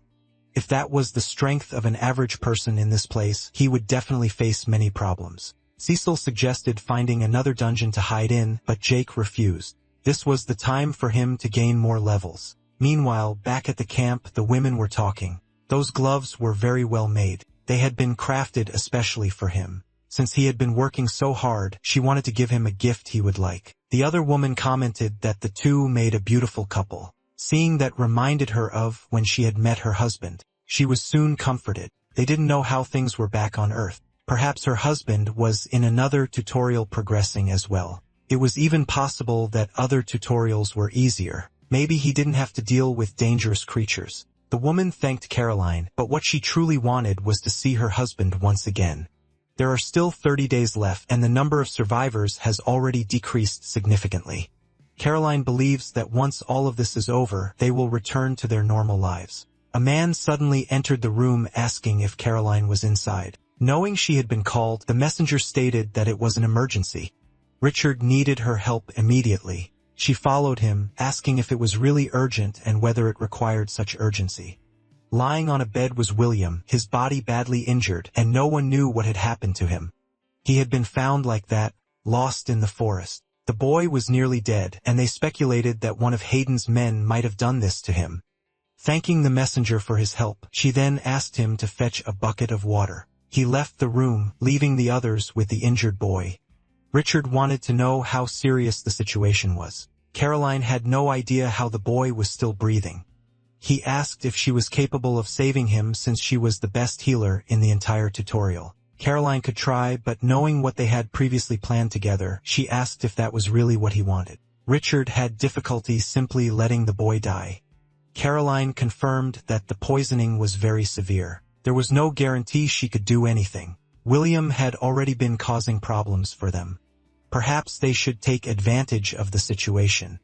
Richard had granted Caroline a great deal of autonomy, as she had proven herself to be a loyal soldier. But he was the one in charge, and he had ordered her to heal the boy, and he expected her to follow his command. Unable to argue, she decided to try. Caroline placed her hands on William's chest and immediately began the treatment. It was even more complex than she had imagined, but little by little, the boy seemed to be recovering. Richard didn't know what could have caused it. He began to suspect Casper, but Caroline disagreed. Casper used magic and curses. What they were seeing was definitely poisoning. It might have been caused by a beast, but the cut on his abdomen had been made by a blade. They began to consider that he might have been ambushed, but they had never seen Hayden use such a powerful poison. It was possible that a new player was involved. The situation was becoming increasingly complicated. Inside the camp, Adam was delivering some fabric that Joanna had requested. With a big smile on her face, she thanked him for his effort. Seeing a crowd in front of the infirmary, he asked what was happening. She said she had seen a scout looking for Caroline, saying it was an emergency. Adam thought something might have happened to the hunting teams, but the woman said no one was sure, only that William had been brought in. Upon hearing this, Adam was immediately surprised. Outside, Richard was pushing away the curious onlookers. Meanwhile, near Caroline, Adam asked what was going on. She said she had been on her way to meet him, but was needed for this emergency. William would probably be fine. She was going to move him to his cabin, as he might need privacy when he woke up. Adam said that if help was needed, he would be willing to do whatever it took. Caroline said it wasn't necessary and that they would meet later. Without further words, Adam simply agreed. But he kept thinking that if William had run into trouble, they should at least know where Casper was. The more time passed, the less control he had over the situation. Even so, he couldn't allow hope slip through his fingers. William remembered a therapy session from his life on Earth. It was a very strange feeling for him. The therapist wanted to know his opinion about the matter, but the boy seemed to have forgotten what he had been asked. His mother felt like she had lost both her sons, and the therapist wanted to know how he felt about that. But being compared to the sick one made him feel deeply insulted, as if he were being betrayed. Once again, the therapist looked at him, waiting for an answer. Deceptively, he said he was sorry, but the truth was that he didn't care at all. He was willing to say whatever they wanted to hear just to get out of that situation as soon as possible. Richard wanted to know if the treatment was working. William seemed to have woken up and realized that this wasn't his father. His memories and reality were blending together. Once again, he saw the therapist, but he heard something about tutorial points coming from her mouth. The woman asked if he remembered the other thing they had discussed, but he had no idea what was happening. Once again, she assured him they had already talked about it, the thing that was missing. The boy began to feel that familiar sense of dread, and the therapist said they had already discussed his greatest weakness. He was, without a doubt, a very pathetic boy, so weak and broken, unworthy of power. William didn't know who that grotesque figure in front of him was. Then he saw the one responsible for stabbing him. He was immediately terrified by the sight. Remembering the archer filled him with deep fear. He was unable to escape that feeling.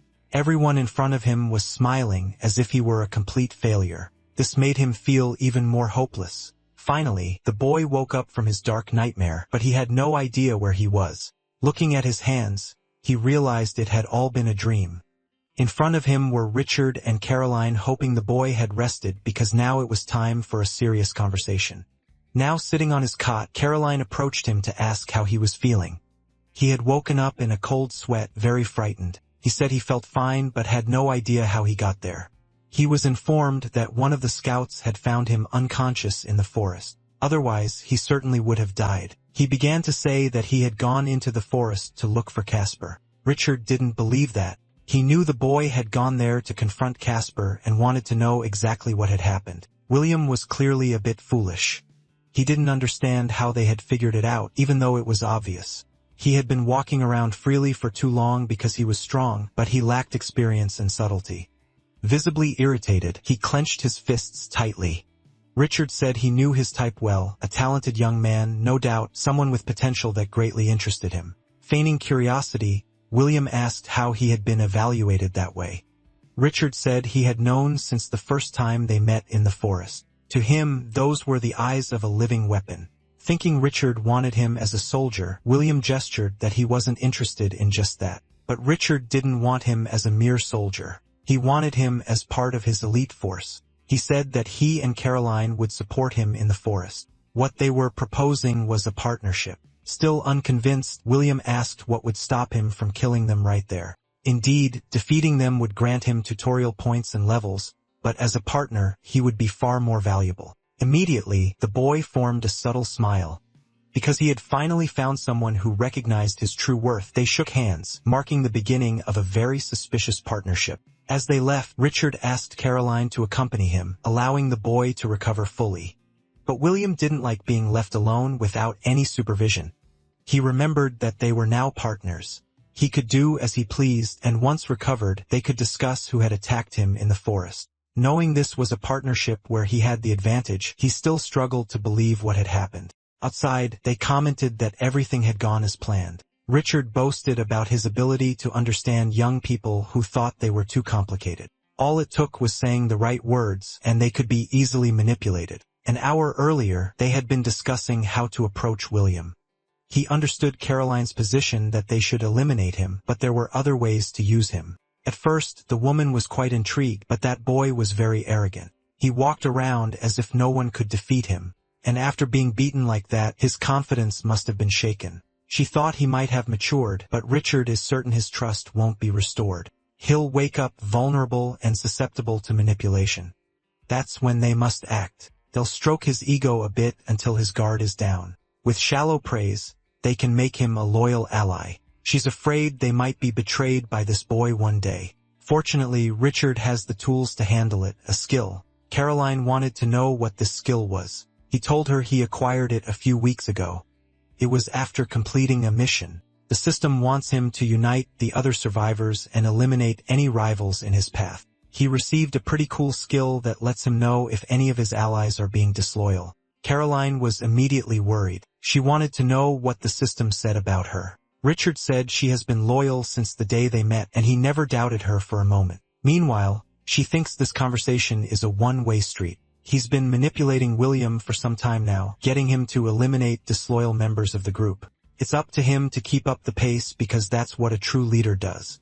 Outside, Caroline is curious. She wants to know what his skill is saying. For now, the boy remains loyal. He's not a concern at the moment. His progress might not be linear, but he's confident they can get the job done. Caroline is uneasy about everything that has happened. She knows Casper isn't coming back. That's when he reminded her this isn't about kindness. At the end of the day, William is just an animal. He's useful now, but he's still just an animal. You can feed him and cultivate his loyalty. But Richard isn't delusional about the situation. As soon as he takes out Leader Hayden and completes the system's mission, there will be no need to keep the dog by his side. Now Caroline understands Richard's plans. Right now, he has a few disloyal members within the camp. There's the blacksmith who's still working. Bertram is also one of the disloyal members. And finally, Adam, who has been very suspicious lately. Very soon, he believes he can deal with all of them effectively. Meanwhile, in the forest, now recovered, the protagonist is in the middle of a hunt. His target is an ostrich, completely unaware of the end that awaits it. The arrow is being prepared with great care as his new skill is being channeled into it. Slowly, the power flows through his fists. He needs a little more time, but the ostrich seems to have a sixth sense. The imp appears just in time, announcing she's brought some mushrooms. This made the bird notice that someone wanted to make it a meal. The creature starts running for its life, but Jake had already charged enough power into the arrow. The projectile tears through the air, full of momentum. It hits the creature fatally, destroying a tree in the process. Faced with the destruction, the imp was impressed. Jake explained that this was his skill at full charge. She suggested he should have used it against William. But the boy replied that despite its power, the attack has flaws.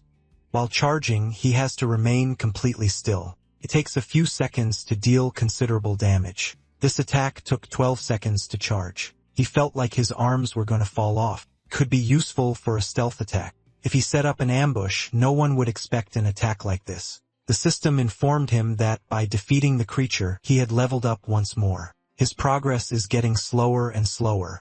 He assumes the other survivors have already defeated the more powerful creatures. All that's left for him are these creatures that don't give much experience. Suggesting something he didn't want to do, the imp said they could go deeper into the forest. And the truth is, despite the dangers, Cecil is absolutely right. The problem is that he might run into the other survivors. The outcome could be even worse, finding out there's no one left there. He decided they would explore deeper into the forest but would avoid any camps. He doesn't want to get involved in conflicts that aren't his. Cecil agreed with the boy's limitation. But deep down, she knows it's not the conflicts he wants to avoid. The morning unfolds, and they continue to hunt.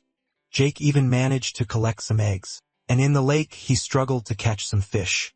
Then, in the early afternoon, he discovered a new dungeon in the forest. The entrance looked very familiar to him. Cecil noted that there were fewer mushrooms this time. The notice says he can enter and leave as he wishes. It must be less dangerous than the challenge dungeon. Since he needs to gain a few more levels, this might be his only option left. They finally entered the dungeon. His objective is to destroy the boss creature of the place. Entering and defeating a creature seems too simple, even if it's a bit risky. It wasn't long before he came across a giant badger. Cecil was apprehensive but understood that Jake had found the creatures he was looking for because those badgers are much stronger than the creatures in the forest. Worried for her life, she decided to go back inside the necklace, making it clear she could be called if needed, but she'd rather stay in the safety of the necklace. Since there are only 2 creatures, Jake is confident he can handle them. They are just small, ferocious animals after all. It didn't take long for him to fire the first arrows. The first creature's life was cut short, but he couldn't land his arrows on the second one. And now he has no time to dodge the attack that has reached him. He needs to prevent those dangerous jaws from hitting a vital area. Using his forearm as a shield, he took a painful bite. That definitely can't be a pleasant feeling. Seizing the opportunity, he has the creature right where he wants it. Pulling an arrow from his quiver, he drove it into the badger's chest to end its life. This was his plan all along. Since the creature's level is high, he received a large amount of experience. As a result, he leveled up. Now he's not as interested in defeating the boss. He's going to spend a few hours killing more creatures. He's committed to leveling up, and now he knows that a big part of the danger is the poisonous bite. Since he also has some benefits from being a malefic viper alchemist, the poison isn't a problem. This way, he can focus on finishing off the creatures without the risk of being poisoned. After a while, he felt he had gotten a good workout. This place is serving its purpose. From inside the necklace, Cecil asked if her friend had seen that. It had been a long time since he'd come across an item like that. A treasure chest was hidden in the dungeon. It was about time he found some good items. With the box in his hands, he opened it. Inside was a dagger of chilling wind capable of dealing ice damage. When attacking an enemy, the victim will start to get the chills. Shortly after, he also received new archer skills, Twin Fong style. It grants a good agility and strength bonus when he's using a suitable weapon. He had tried using 2 blades before, but the second one was one of his arrows. Maybe the system is aware that he's more capable now. This dungeon was proving to be very useful even though he hadn't found the boss creature yet. As soon as he thought that, a great roar began to echo inside the cave. That can only mean one thing, it's the boss. In the deepest part of the cave, he spotted a creature he presumed was the source of the roar. This is definitely the nest mother. The system doesn't show what level she is. There's also no other information about the creature. That can only mean its level is very high. Cecil said he'd had enough fun and should consider leaving the dungeon now, but the boy doesn't want to. He remembered the AI that brought him to this world. It mentioned something about creatures called beast lords, and this one before them certainly fits the description. Cecil wanted to know what made him think so. Since the creature is too strong for its level to be seen, that must be it. At least that's standard video game logic. He could start the attack with a poisoned arrow followed by one of his charged shots. He couldn't miss this opportunity. At times like this, Cecil deeply regretted abandoning the library. Now properly positioned with his bow, he hoped to end this with a single shot. The energy finally began to charge, and the creature seemed completely oblivious to what was happening. Jake maintained his maximum concentration, counting the seconds until it was time to fire. As soon as he reached the limit, he released the arrow toward the target. It was visibly more powerful compared to the first time he used it. Unexpectedly, the creature sensed the approaching danger. This made Jake very worried. As a result, his arrow failed to hit the target, but it grazed one of its paws. It's possible the poison would spread anyway. Knowing it had been poisoned, the creature didn't hesitate to tear off a piece of its own body. Positioning his bow again, he realized that a beast lord was truly a formidable opponent. The creature was already on his tail as Jake prepared another arrow. This time, the arrow he shot was a completely normal one. The creature let out a deafening roar. The sound waves were so devastating that they completely destroyed Projectile. It also began to affect the boy's hearing.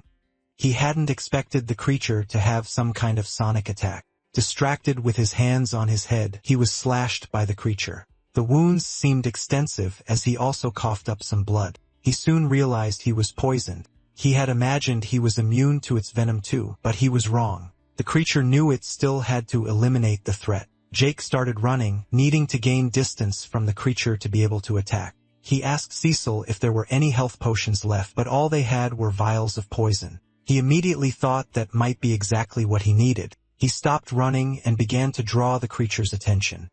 From inside the pendant on his necklace, he took out one of the poison vials. Meanwhile, the creature continued to trot in his direction. Throwing the vial at it, he prayed his strategy would work. He hoped it would defend against the projectile just as it had with the arrow by using its sonic attack, because that would cause the poison vial to shatter completely, leaving it vulnerable to the liquid, which would continue on its trajectory. And things went exactly as he had planned. The creature's eye was severely affected. Even wounded, it began to scream uncontrollably once more. But this time, Jake didn't understand what motivated it to do that. From various parts of the dungeon, badgers began to appear in droves. They came from every possible direction. The mass of creatures was already entering the arena, ready to turn the player's body into a snack. Jake was already completely surrounded by them. The reinforcements had obeyed the call of the dungeon boss. Bringing his hands to his daggers, he had hoped to test them on another occasion. Apparently, he had no other option left. And because he was holding two daggers, the twin Fong style was immediately activated. Thanks to this and the newly acquired item, the creatures posed no threat to him. They were being slaughtered as if they were stuffed animals. Even so, he didn't get through the fight unscathed. Although he was taking some damage, the creatures continued to be subjugated. One of them managed to bite him again, but all who got too close had their lives reaped. Several of them tried to surprise him from behind. Unfortunately for them, Jake noticed everyone. With that, all the creatures summoned by the dungeon boss were duly annihilated. Now there was only one creature left to deal with. Taking the initiative, Jake wanted to end this quickly. The creature was not intimidated either and began to run toward him. But as soon as it got close enough, it received a grievous slash. Ever since he defeated a level 68 creature, he had received a substantial amount of tutorial points. Not even Cecil could believe the boy was capable of that. He was already out of strength, letting his daggers fall to the ground. His eyes closed for a brief moment, and unexpectedly, Jake began to scream uncontrollably. For completing the dungeon alone, he would also receive an additional reward. Cecil noted that the place was now a complete mess. Jake said he needed to take a nap. Soon after, he realized he had also leveled up as an archer. For defeating the boss creature, he received 6 levels at once. Stretching his body, he decided he should get out of there before other creatures appeared. Before he could even move, the system surprised him with another notification. He wasn't expecting to get another skill. It allowed him to become one with the shadows, but it could only be used while moving in a straight line. From the description, it sounded somewhat familiar. He was sure he had read that name somewhere. If he remembered correctly, that was the name that referred to one of them. Cecil hoped the Viper wouldn't be resentful, as that would be blasphemy. Jake figured the god wasn't that kind of person. Besides, the skill was too good to be ignored. An hour later, they were already walking outside the forest. The boy was hanging from a tree branch, completely shrouded in shadows, until he suddenly disappeared. Reappearing on top of a large rock, he asked Cecil to watch him as he jumped toward the tree. Once again, the boy vanished. Peering in front of the tree, he ended up hitting his head. Annoyed that his reading was interrupted, Cecil said he quite liked what he saw. Jake put his hands to his head, feeling a considerable amount of pain. Approaching him, Cecil said it was very good to know there was something the boy wasn't good at. He imagined that, in a few days, he would master the skill, as the concept behind it was very simple. It's like revving a motorcycle. There's a bit of a thrust to it, but he would soon get used to it. Cecil was thinking it was more like teleportation. It's hard to put into words, but he basically becomes shadow as well. The shadow jumps from one place to another in a straight line. The question he had now was whether he could pass through solid objects. Cecil was disappointed as there would be no grand heists in their future. Jake insisted that the skill was still in its initial stage. Once perfected, it could become very powerful. Meanwhile, in the hall of the malevolent viper, a woman was celebrating a ritual. This has been happening for entire generations. No matter how many eras pass, their hope is as eternal as their conviction. Even so, all they had left was a single temple. The woman awaited the viper's return and wished for a sign. Opening the hall doors, a man came to speak with the mistress of the place. Very irritated, she hoped something important was the reason for her meditation being interrupted. The messenger said that the Lord Protector requested her presence immediately. This was definitely urgent, and she thought that something wrong might have happened. But the messenger had no further news on the matter. Once she received the message, she started to head there. This would be the second time in her life that she would see the Lord Protector. He had made a brief appearance on the day of her consecration as master. He didn't even appear at the funerals of the old masters, which made her worried and anxious because it could be that something had finally happened. With many thoughts on her mind, she passed through the portal presenting herself to the Lord Protector. She said she came as soon as she knew she was summoned. The man asked her to enter quickly. As soon as she saw him, she was about to ask if everything was all right, but she immediately noticed the obelisk glowing intensely. That had only one meaning, an omen that the malevolent viper was approaching. After several eras of waiting, he would return to elevate their order to its lost glory. The woman knew her faith was not in vain. This was excellent news, but it soon gave way to anxiety as there was much to be prepared. The temple had to be in its best condition, and she needed to speak with the other leaders. She only wished the viper wouldn't arrive so quickly that it would take a few more days. Lost in her anxiety, she noticed the obelisk was glowing ever brighter. Peculiar voice greeted the little ones. The viper wants to know if you've missed him. The elder can't believe his lord has finally returned. The viper apologized for the wait, but he hugged the elder, thanking him for everything he had done. The woman didn't understand this kindness, nor the protector's tears. She had dreamed of this day for as long as she could remember, but it wasn't happening as she had imagined. Wanting to know who the woman was, he learned she is the last remaining master, currently the highest-ranking disciple. Asking for her name, he learned it was Viridia. She feels very honored to be one of the people to welcome the viper back, apologizing that she didn't do it in the proper manner. The viper told her to relax as he had only asked for her name, not for her to bow. In fact, he should be the one apologizing. But since he already apologized to the old man, he won't do it again as it's not his style. He calmly said that it's all right and it's impressive enough that the order still exists. The woman was embarrassed to have her head patted by the deity. The old man wants to know what brought the viper back, but wary of the answer, he said he was just curious. The viper is uncomfortable with this excessive fear and formality. He suggested they could have a drink. The master said she would arrange it immediately, and the viper noted her enthusiasm. Answering the old man, he stated that his arrival is related to the universe. He asked if he remembered the dungeon he had created in the second era. It seems someone has finally completed it. That's truly incredible. The old man wants to know if the viper has a new follower, but that's not what he got.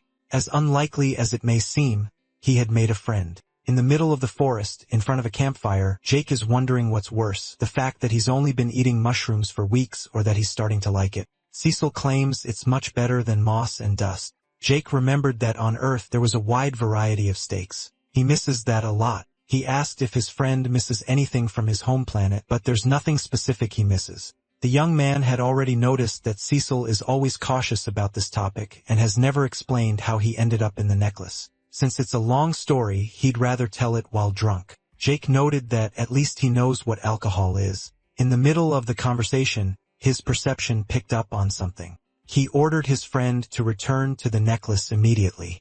Seeing that he hadn't understood the command, he had to be more emphatic. Cecil still doesn't understand a thing. Stepping into the center of the clearing, he told the intruders he could feel them. They then reveal themselves, asking who he is and what he's doing in these lands. Jake says he's just an archer, that he's not dangerous, and that he just finished a hunt. The woman with the scepter wants to know if his name is Jake. Confirming, he asked how she knew his name. A large boulder of ice was summoned in that spot. She said she was doing this in memory of Mickey. Dodging the attack, he has no idea who this person is. He said there's a misunderstanding between them, that he doesn't know this person, and there's no reason for them to fight. The man with the sword told them not to listen because Richard had said the archer was dangerous and had nearly finished off the metallic mage. They're definitely talking about William, and now Richard must have put a bounty on his head. There's no possibility of dialogue with these people. And the truth is, he would have liked to resolve this amicably. Unfortunately, these 5 clowns will have their lives cut short. The warriors advance on him, full of confidence. Jake dodges the first attack. The warrior raises his enormous warhammer again. Meanwhile, the swordsman believes he's reached him, but that mysterious archer vanished before their eyes and had already appeared behind them. An arrow begins to whistle through the wind. That was a sign that they also have an archer. The tree was completely destroyed by the impact. This archer also possesses the same ability as him. Since he knows the ability, he knows exactly how to counter it. But his arrow was blocked by an ice shield created by the sorceress. To his annoyance, the team was attacking in a coordinated manner, and now another empowered arrow was heading towards him. Thanks to his ability to move through the shadows, he managed to dodge it. This situation is going to be a bit more work than he expected. The warriors once again took the initiative to attack. Jake realized he wouldn't be able to rely on his bow, drawing his 2 daggers to defend himself. With them in hand, he defended against the incoming attacks. A hidden assassin waits for the perfect window of opportunity. Jake feels he's being increasingly pressured. Having been completely cornered, he has no idea what to do. One of the warriors knows he'll disappear and reappear, hoping to anticipate his position, only to be surprised by the archer's determination, who let himself be hit by the dagger. This left the warrior defenseless. The guy with the hammer wants to end the fight quickly. His abdomen was already getting intimately acquainted with the dagger. Seeing his companion being eviscerated, the warrior grew a little concerned. Even the sorceress didn't expect them to take casualties. Without even showing any sign of pain, Jake would like to know who's next. Weeks earlier, he had asked the Viper how he deals with it. He was asking about taking lives and asked not to be misunderstood. He doesn't want to do that to innocents. But in recent weeks, he had transformed. He went from being an office worker to a fierce warrior. He doesn't regret the fights he's had, but he'd be lying if he said he doesn't think about them constantly. The Viper then said he would tell a story to this little child. Before he became a god, he had just received his humanoid form. He thought it would be nice to try and fit into the civilized world. Before, he was used to dealing with beasts. They can attack and be lethal, but at least they don't lie, something that isn't common among the enlightened species. The deceitful and lying people were the real monsters he had yet to encounter. In less than a year, he was betrayed by someone he considered a friend. He gave his trust and as a result had everything stolen from him. In his innocence, he gave them the benefit of the doubt only to be betrayed once more. The resulting battle was so violent that it ended in the destruction of 9 planets. You could say he overreacted, but the truth is that since then, few have dared to mess with him again. Jake was curious to know how he destroyed 9 planets, but the Viper said he would tell that story another time. What he wanted to teach now is that the young man should act without hesitation and never show mercy because those who want to harm him would never do the same for him. The sorceress was terrified as she witnessed one of her companions being brutally put to sleep. Jake said that his name is now Morpheus and he's going to put the rest of them to sleep too. The warrior who had been acting petulantly is now much more hesitant with his sword. Filled with courage, the sorceress told her companions not to be afraid. Concentrating her power, she told them to keep him distracted as she was going to end it all. Seeing that this is her most powerful spell, the knight knows he needs to buy as much time as possible, charging forward impetuously to attack. His blade was neatly parried by Jake's daggers. He had to reposition his blade to continue his assault, but that archer wasn't going to be left behind. They both began to exchange a flurry of blows. Even so, the warrior felt his opponent was becoming more and more precise. Meanwhile, Jake was having trouble finding an opening. With his peripheral vision, he noticed something approaching. Another one of the power-charged arrows had been launched. The impact proved to be incredibly devastating. They realized he had disappeared into the shadows. Now he had to be found immediately. Even with the assassin's heightened perception, it was as if his victim had become completely invisible. His worries soon ended because worrying is something for the living. Jake managed to finish off another one of his enemies. The sorceress announced that her ability was almost ready to be cast. The enemy archer started hearing some very suspicious sounds. He told the warrior to watch his surroundings, but the poor man had already been turned into kindling. Unfortunately, he couldn't warn his companion in time. Now he was truly enraged by the outcome of the fight. Preparing another arrow full of wrath, he started taunting his target, but he was caught by surprise by an attack. His head ended up filing for divorce from his body as they didn't have a healthy relationship. They had made the terrible choice of trying to attack the protagonist. Covered in menstrual fluid, the sorceress knows she's in trouble. The final blow is delivered. The sorceress charged up her skill to do a whole lot of nothing. Jake warned her that the train to the afterlife was arriving. She could answer a few questions and be spared, or she could find out if God exists. He wants to know why Richard and William sent that team to capture him. It's about revenge. Jake didn't understand this since all he'd done so far was defend himself. The woman believes he was the one who ended everyone's lives, making him responsible for starting this war. He remembered William had mentioned an ongoing conflict. There's little time left before the sorceress boards the train. But since he's a man who keeps his promises, he gave her a health potion. The sorceress ended tossing the flask into the air. She'd rather die than live by his mercy, but still, she answered everything he asked. Jake was shocked by her foolish attitude. Life was slowly draining from her body. Her body finally fell to the ground, inert, in front of a very confused Jake. He revealed the pendant on his necklace. Cecil wanted to understand what was happening, but Jake knew as much as he did since he didn't start this war. It's hard to believe it was all a big misunderstanding, but Jake knows they were all manipulated. There's someone in that forest who wants to frame him. He wasn't going to stand by and do nothing. After the fight, they built a large bonfire, all to cremate what was left of their adversaries. Cecil wanted to know if he had any words for the funeral, but the young man just stares at the burning fire. He apologized, saying that if it were up to him, none of this would have happened and no lives would have been lost. He doesn't know how those two villains managed to deceive them all, but he vows for their memories to put an end to all this. Cecil also wished for everyone to rest in peace. After this whole adventure in the forest, he had finally reached level 31. Receiving those system messages makes him feel dirty. It was as if he were stealing everything those people had achieved. Cecil tried to console him, saying he had earned those rewards. But for the young man, achievements are what he gets from defeating monsters. That dungeon boss was something that demanded everything he had as he pushed himself to his limit. But what had just happened was completely meaningless. Cecil said he'd already received the points and it was irreversible. Now he just needs to decide what to do with them. Staring at his hands, stained with menstrual fluid, he became contemplative. He can't go to Richard's camp and demand justice. Even though he's strong, he can't take on an army.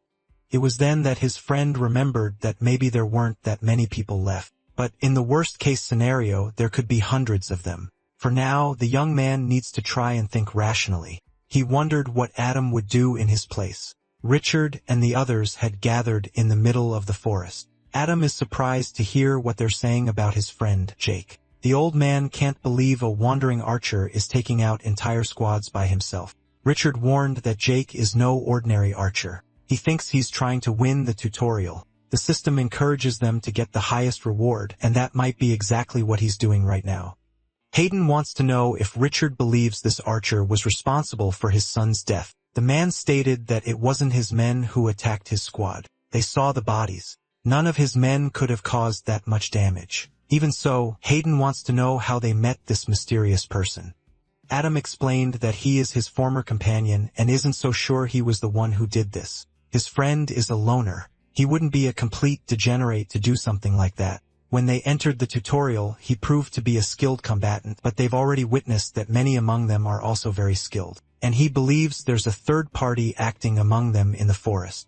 Richard isn't liking where this conversation is going. Adam continued to defend his friend as there was still no reason to believe it happened that way. Richard told the man not to listen to those words as Adam was still too attached to the memories of his friend. The evidence points to him as the prime suspect. Trying to convince the old man, he said they needed to be realistic and do something about it. Supposing he believed his words, he wants to know what they would do. He proposed they work together, forming a squad to search the forest, find Jake, and finish him. Hayden was still a bit hesitant about it. Nevertheless, he agreed to a temporary alliance until this was all resolved. Adam is furious. He wasn't heard, and he went there to try and find another solution. But all he saw were the two men finding a new target for their problems. Meanwhile, the real villain continues to live peacefully. After defeating a few monsters, he assumed the meeting must have ended. He is sure that his enemy will soon be completely defeated. For what he had done, he ended up receiving tutorial points. With that, he received a new unique skill. Now he can summon an iron spear, which made him very excited. A creature emerged from the bushes, a perfect opportunity for him to test his new skill. The poor dinosaur charges forward, unaware it's running towards its doom. The deceitful liar prepares to throw his spear. He threw it with all his might, hitting the creature directly in its neck. That new skill proved to be very interesting. He knows he was completely defeated the last time he faced Jake, but he's much stronger now. He began to handle what was left of the creature. With its head in his hands, he believes he'll be the one to win the tutorial. The temple mistress was surprised to hear that the viper had made a friend. It was unheard of for a primordial being to befriend a mere mortal, especially one who hadn't completed the tutorial. She must maintain the highest title within the order, and this man could be a threat to that. One of the priests presents himself as he had been summoned by her. Since she's had an eventful afternoon, she needs him to get some information for her. She's looking for records, all of them. The man wanted to know if there was anything specific she was looking for. Her objective is singular. She wants to know more about the man named Jake Thane. It's necessary to find everything there is on him, as she will be meeting this young man soon. In the forest, the protagonist is looking for Caroline and Adam, but he doesn't know if anyone is there. A movement in the bushes caught his attention. Not knowing who it could be, he told whatever it was to come out cautiously.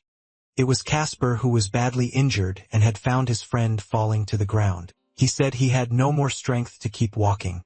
Immediately, Jake asked who had done this to him, knowing that William and Richard had attacked the entire camp. None of them were spared. They all lost their lives. Jake began to imagine the scene where all his companions were no longer alive. Desperate, Casper wants to know why he abandoned them, because his abandonment is what led to all their suffering. Jake jumps up, terrified.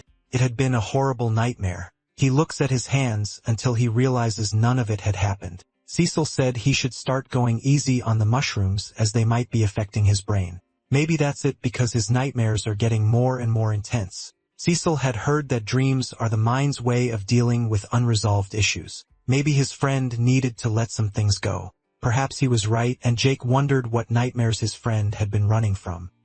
He confessed that sleeping was all he did when trapped inside the necklace, so he was already living his worst nightmare. He was already tired of wandering around those bushes. Then he made a proposal to Cecil. He would tell him about his dreams if Cecil told him how he ended up in prison. With not much else to do there, he agreed. Jake said the dream was always about his old friends. He had arrived in this place with his co-workers. He was friends with some of them while he barely knew the others. At work, he was just a guy who did the bare minimum, hardly ever talking to anyone. But when he arrived in the forest, things changed quickly. He felt like he could have a fresh start in life. He was wrong. His friends wanted to survive, while his desire was to start a new life. This led to heated arguments. It made him go his own way, leaving his friends vulnerable to untrustworthy people. And in these nightmares, he always finds his friends lifeless. He's always telling a different person what happened, but there's one constant element. They all feel abandoned by him, claiming it was entirely Jake's fault. If he had stayed and protected them, he might have been able to change things. Maybe his friends were right. After hearing the story, Cecil tried to console him, saying it was a heavy burden to bear. Now it was his turn to tell the story of how he ended up trapped in that necklace. He wished it were a better story to tell, revealing that in the past he was a lot like Jake. Many eras ago, he was one of the lowest-ranking members of the cult that worshipped the malevolent viper. He was a laughingstock. Even the novices managed to despise him, but he had a small group of friends. They always treated him very well, and in return, he helped them test new enchantments and potions. Thinking about it now, he feels he was more of a guinea pig than a friend. Until one day, they asked him to test the necklace they had made. And so one thing led to another. He was completely sucked into that empty dimension. Fortunately, he was able to observe what was happening on the outside. He could see the panic on his old friends' faces as they tried to free him until they dropped the necklace on the ground and abandoned him. He remembers the dust that gathered on the pendant over the years. Sometimes someone would pass by wondering where he could be, but they just accepted the idea that he must have vanished. No one ever truly came looking for him. He was simply abandoned inside the necklace. While the imp was abandoned, Jake abandoned his friends. But he said that Jake is not a monster. Not everything in life goes as planned, and it wasn't the abandonment that made him bitter. They simply accepted that the worst had happened and moved on. That's what bothers him about the memory until he became a distant memory. That's where Jake can be different. The problem is that the young man didn't want to find out that his friends might no longer be alive. Cecil said he could deal with that when the time came, but there was still hope. His friends might need him. Jake remembered when he had said he had his own goals in that place, advising his friends to stick together to increase their chances of survival, and that they shouldn't worry about him because he'd be in touch. Remembering these things makes him start to feel remorse for his actions. Standing up, he said that Cecil was absolutely right. He has been running from his problems for too long.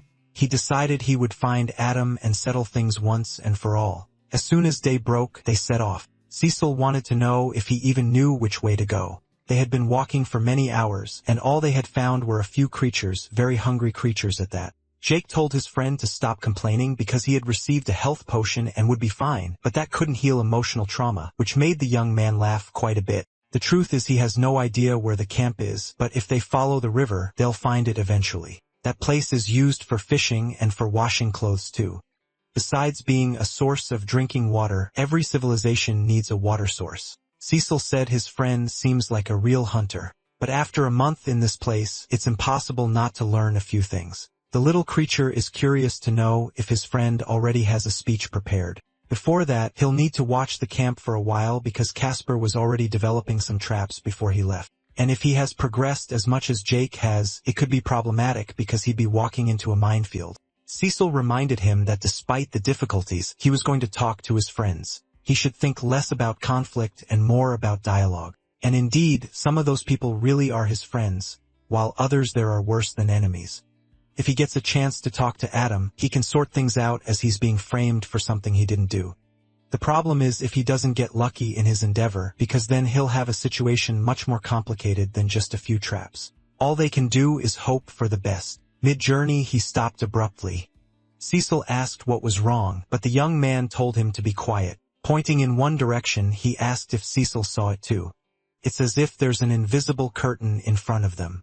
It's slightly translucent, as if made of water, but the young man claims it's magic. His perception gets distorted when he tries to look through it, a sign that it's a magical barrier. It was made to keep intruders out, or in the worst-case scenario, to keep something trapped inside. Right now, they don't have the answer they're looking for. But wanting to find out, he decided he would cross the barrier. Cecil stopped him, saying they didn't know if it was possible to get back out. He could get stuck inside and never find his friends. Sighing deeply, the young man acknowledged that this was also a possibility. He decided he wanted to focus on his friends first and solve the mystery of this barrier later. He'd really like to know what's inside, imagining it's some hideous creature. He finally managed to find the camp. Cecil praised his friend's perception because from there, he couldn't see a thing. What he can observe are several people complaining about their morning routines. The houses are very well built. It seems they even have a blacksmith. Looking at a table with some girls, he was very impressed.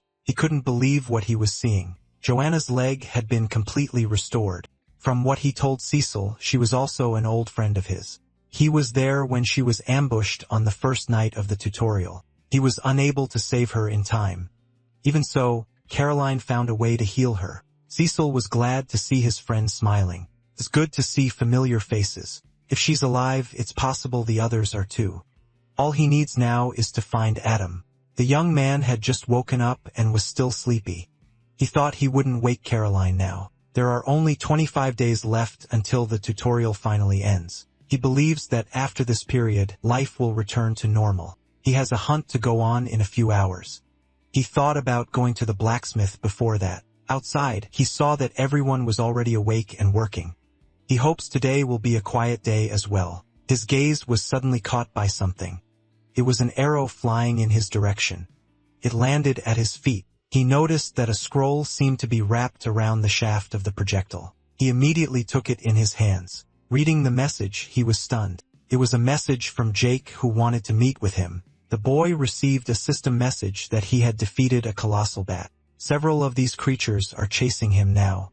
He manages to defeat a few more and remains engaged in combat. With his new spear, he can defeat the creatures with ease. They're overpowered as if they were nothing. Showing he's completely unhinged, he clearly enjoys what he's doing. The creatures' bodies fall to the ground, completely inert. He spent the entire morning hunting creatures and testing his new ability.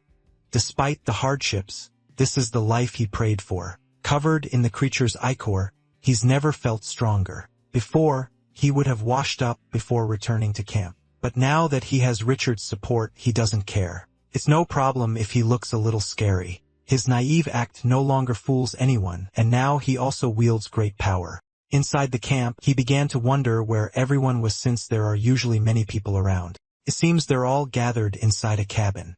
Something might be happening inside Caroline's tent, but he doesn't need to act like he cares just yet. If it's anything interesting, Richard will let him know. Inside, they are all having a meeting. Placing the arrow on the table, the young man said someone tried to attack Adam, but he said it wasn't an attack but a message. One in which Jake says he'd like to meet him. Richard took the arrow.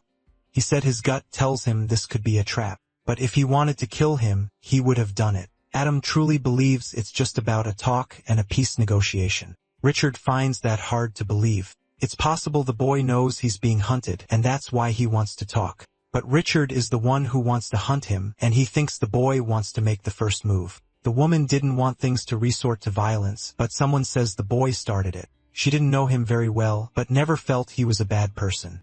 On the first night, he was the one who managed to protect her. Caroline doesn't believe he was saving her either. He might have just been looking for a thrill. Richard respectfully asked them to leave the cabin. Joanna and Bertram are valuable members of the camp, but too many people in here could complicate the conversation. He wanted to keep the matter between himself, Caroline, and Adam. The young man agreed, but stated he would keep his friends informed on the matter. Finally, they were alone. Even though they were friends, he couldn't risk losing his best healer. Then Adam stated he would go there alone, but Caroline said he wouldn't do that. Either they go together or he's not going. Richard doesn't want to let them walk into the boys' trap. Adam is a role model for the others here, but he's not a killer. He isn't fit to deal with someone capable of wiping out entire squads on his own. They can meet near the camp. If things get complicated, he can escape. Richard called him a fool for risking his life for a teammate, but he knows his friend well, and he has been helping out at the camp. So he asked for just one chance and some trust. Knowing the two of them had collaborated from the beginning, he started to suspect that Adam might also be an enemy. Caroline separated the two, asking them to calm down. She asked Adam to go outside and calm down the rest of his friends. The truth is the young man needed to calm down too. He was visibly distraught. Agreeing with her, he decided to leave the cabin.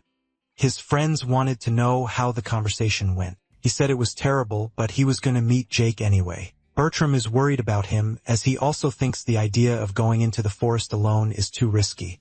But he's known his friend for years and feels that something isn't right about this. But they saw what the boy was capable of on the first night. He'd already taken out dozens of Richard's men, but if his friend really trusts him, he should believe what he said about Jake. Caroline came out of the cabin and told him they could meet Jake the next day because she had convinced Richard. Adam doesn't know what she did to manage that. As the best healer in the place, she has her privileges. It was either they go or she leaves. Adam is very impressed that she negotiated that way. She may have had a falling out with Jake, but she doesn't think the boy is a degenerate. And if this is important to him, it's important to her too. Adam, extremely grateful, is happy now. Hugging him, she said she would stay with him until the very end. Richard is dying of jealousy. Deep down in his heart, he dreams of the blonde every day. The only question is, which blonde? Following the instructions, there is a large rock along the path. After a small stream, a cut tree stump, Jake believes he must have reached the right place. Cecil wondered why his friends would choose such a place. Probably because they didn't want to stray too far from the camp and wander through the forest. They must also be thinking they could be attacked and would want an escape route. That's when Cecil pointed out that being a pessimist was his job. His friend should be more positive. He knows he can trust the others, but he can't deny they've been inside Richard's camp for a while now, long enough to make the others distrust him. His friends might have already chosen a side. Cecil hopes not, because that guy is the worst kind of lunatic, not to mention dangerous. Jake said he should stay in the necklace as he doesn't know what will happen and can't guarantee his safety. He agreed but hoped his friend wouldn't lose his life and leave him trapped in there again. Touching his hand, he said he would do his best. Finally, he went back inside the necklace. Walking through the forest, they asked Adam what the plan was. First, he warned the young man not to grip the hilt of his sword. They weren't looking for a fight. He apologized, stating they were a bit on edge. Adam said he would lead the conversation and keep things civil. No one was to draw weapons or cast spells. This is just a conversation between teammates. Jake was already at the designated spot. It was time for the talk to begin. They approached the boy, who looked very mysterious. Jake removes his hood and greets him with a wide smile. Adam apologized for the delay, noticing his friend already looked very different. He said he'd been working out in the meantime. Even though he was stronger, he felt his friend was still the same ball of nerves. Closer to him, they started to chat casually, but there was still a lot of apprehension in the air. Jake also wants to know how his friends are doing. Adam said everything is fine at the camp. Meanwhile, Caroline felt that everyone was a bit strange. And since he was summoned there, he wants to know what's going on. He said he was approached by people in the forest accusing him of things he didn't do.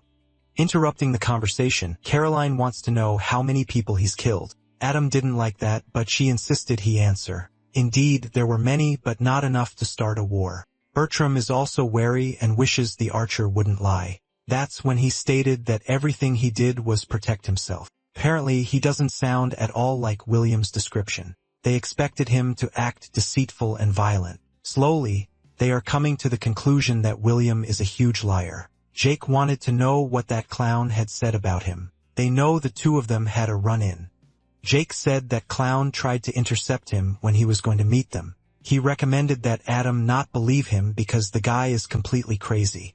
He already had his suspicions, suspecting he was the one who ended Casper's life. Upon hearing this, Jake became emotional. That's what they believe. They're surprised Jake didn't know yet. Every night, he looks at the number of survivors, wondering if his friends are still alive. But he felt a great sense of relief when he saw Joanna was still alive while watching the camp. He felt that, if she was able to survive, it was a sign they all had made it too.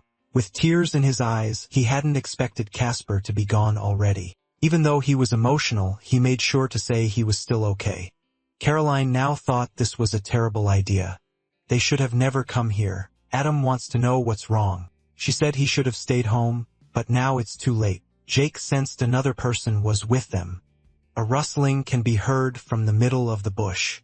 He reaches for his quiver to grab his arrows. With his bow drawn, he warned that there's no point in hiding since he already knows they're there. Adam tried to stop his friend, but Richard had already revealed himself. He acknowledged that the young man's perception was extremely sharp. With his sword over his shoulder, he said he was happy to see him. Furious at his appearance, Jake asked if his friend had set him up, but Adam denied it. Richard confirmed the young man's words. He knew nothing. He couldn't count on Adam for this, as he would have ruined his entire plan. Adam soon realized his companion was actually a great traitor. She tried to apologize, but he was completely distraught for being deceived. If he had listened to the stories, he would have doubted him too. Everyone said Jake is a monster. He heard everything they were saying about him, yet he still chose to trust his friend. But this mediocre woman decided to trust other people. Richard told him to come along and they would resolve this whole situation. If he's done nothing wrong, they could just put this all behind them. He might even forget that Jake took out his archer when they first met. With his keen instincts, he can feel that this man's intention to do evil is great. He's absolutely certain that he's lying. He ordered him to tell the others to leave so they could talk. Adam didn't know other people were there. Hayden revealed himself with his men, praising the hunter's skills. Both of them were cooperating on this little project. This whole meeting was a trap, and Adam feels used. They are surrounded on all sides. Jake is furious for letting all these people surround him. Richard said he will only ask one more time, as he wants to know if the archer will surrender. He doesn't know what to do as there's no escape route. Hayden has already lost his patience and decided to cast a spell. He launched a devastating fireball at the archer. A huge explosion erupts, but he was able to dodge it. As soon as he landed back on the ground, he fired his first arrow. It whistles through the air towards its target, but the mage was able to create a shield. Richard ordered the warriors to stay back. Meanwhile, the old man told the mages to surround their victim. Placing their hands on the ground, they began to prepare a powerful spell. Jake felt the ground being torn apart. This situation is definitely terrible. Hayden says he won't escape this time, launching another attack. A massive explosion occurs, but Jake had vanished as if he had teleported. He reappeared on a broken tree stump. Adam asked Richard to stop the attack, but to the hard-headed man, this is the only way. He tried to talk to the woman he can't trust to get her to do something because at this rate they are going to hurt his friend. Caroline said there's nothing she can do now. The archers are already preparing a new volley of arrows, and the mages don't stop attacking either. The intention is to make him start to get tired. They should use everything they have to finish this guy off. Richard also encourages his men to do the same. Inside the necklace, Cecil began to worry. His friend needs to get out of there immediately. There's not much he can do. There are too many attacks to keep dodging, and one of those mages is blocking his shadow walking ability. The circle is closing in, and he can't use teleportation. It was then that he noticed one of his feet was already trapped. The situation was getting worse and worse. Richard ordered the archers to attack now. Arrows begin to fly through the air. Jake wasn't able to dodge all of them and was hit by one. Another one pierces through his leg. The young man was now wounded and completely immobilized. He furiously screams for them to let him out of there. Richard prepares to finally take our boy's life. Adam tries to do something to spare his friend's life. Cecil is also desperate about how events are unfolding. Standing before him, Richard said it's all over now. Jake tries to break free from his restraints, but he doesn't have the strength. The sword is about to become intimately acquainted with his neck. Jake was almost accepting his fate. There was nothing he could do in this situation even after all the battles he had won or the monsters he had defeated along the way. He wasn't able to overcome a betrayal. He just hoped someone can find the necklace and free his friend who is inside. It seems he had met his end. Finally, the system announces that he has achieved the primitive hunter's moment, a bloodline ability. He looks at the message, not understanding a thing, but he had achieved an evolution as a human. Feeling his body change, he has no idea what this is. His heart is beating faster and faster. His instincts are taking control of his body. The second he is living through is taking a whole eternity. Now he can feel all the mana that surrounds him. It's like a pool being filled deep inside his gut. Now there's only one thing he can do. Let all this power find its way out. A shockwave forms pushing the assholes away from him, and Richard was one of the fools thrown far away. Jake screamed and his body was emanating a great power. The fools just watch what is happening. Hayden began to imagine it could be some kind of magic. Jake is now able to free himself from his bonds, and he finally got to his feet. Adam is impressed by what he just witnessed, but he no longer knows what his friend has become. Caroline, who at this point should be forbidden from having an opinion, believes the rumors about Jake. He had truly become a monster. Richard told them not to be afraid as a single man couldn't be a match for all of them. He ordered his men to attack immediately. The small army of fodder advances to its certain doom. While Jake slowly draws his daggers, he takes a moment to catch his breath. His steps are so fast, they are almost imperceptible. The first grunt just got his one-way ticket to the afterlife. The second one also received a ticket for the same ride. The same happened to the third, who didn't even realize his chest had been sliced open. All this was done so quickly that they are only now discovering they are no longer alive. Seeing he would be the next to die, the man ordered his men to form a defensive line. Grunts, armed with swords and shields, obeyed the command, but Jake went right over them without any difficulty. Carrying vials of poison, he dropped one on each of the grunts. They were hit hard by the poison. They begin to suffer from the effects of the substance while the primitive hunter strikes a hero's pose. The poison is truly powerful. The men are melting like plastic soldiers under the sun. Adam began to get terrified by the repulsive scene. None of the men there were able to stop him. They are losing their lives for nothing. Hayden, full of ignorance and courage, believes he can stop him. He wanted to keep this spell hidden for an emergency. Sprouting wings like a diseased pigeon, he admits he has no other options. Charging to attack, he said he won't let Jake escape. The hunter realized this mage is incredibly fast. He had to make some evasive maneuvers. Those wings are now really dangerous. If he hadn't dodged them, he would be in serious trouble and maybe missing a few limbs. The old man said he can't run and should give up as soon as possible. Indeed, his speed can't keep up with him, and reinforcements will soon arrive to interfere with the fight. His only chance to get out of there is by using the shadow walk. This time, he hopes the ability will work. Cecil warned him that there's some kind of barrier in this place. Finally, the hunter realized he'd been contained. He has no idea who's doing this, but there was an apology. Caroline is truly a mediocre trader. She has no choice now. She's in way too deep.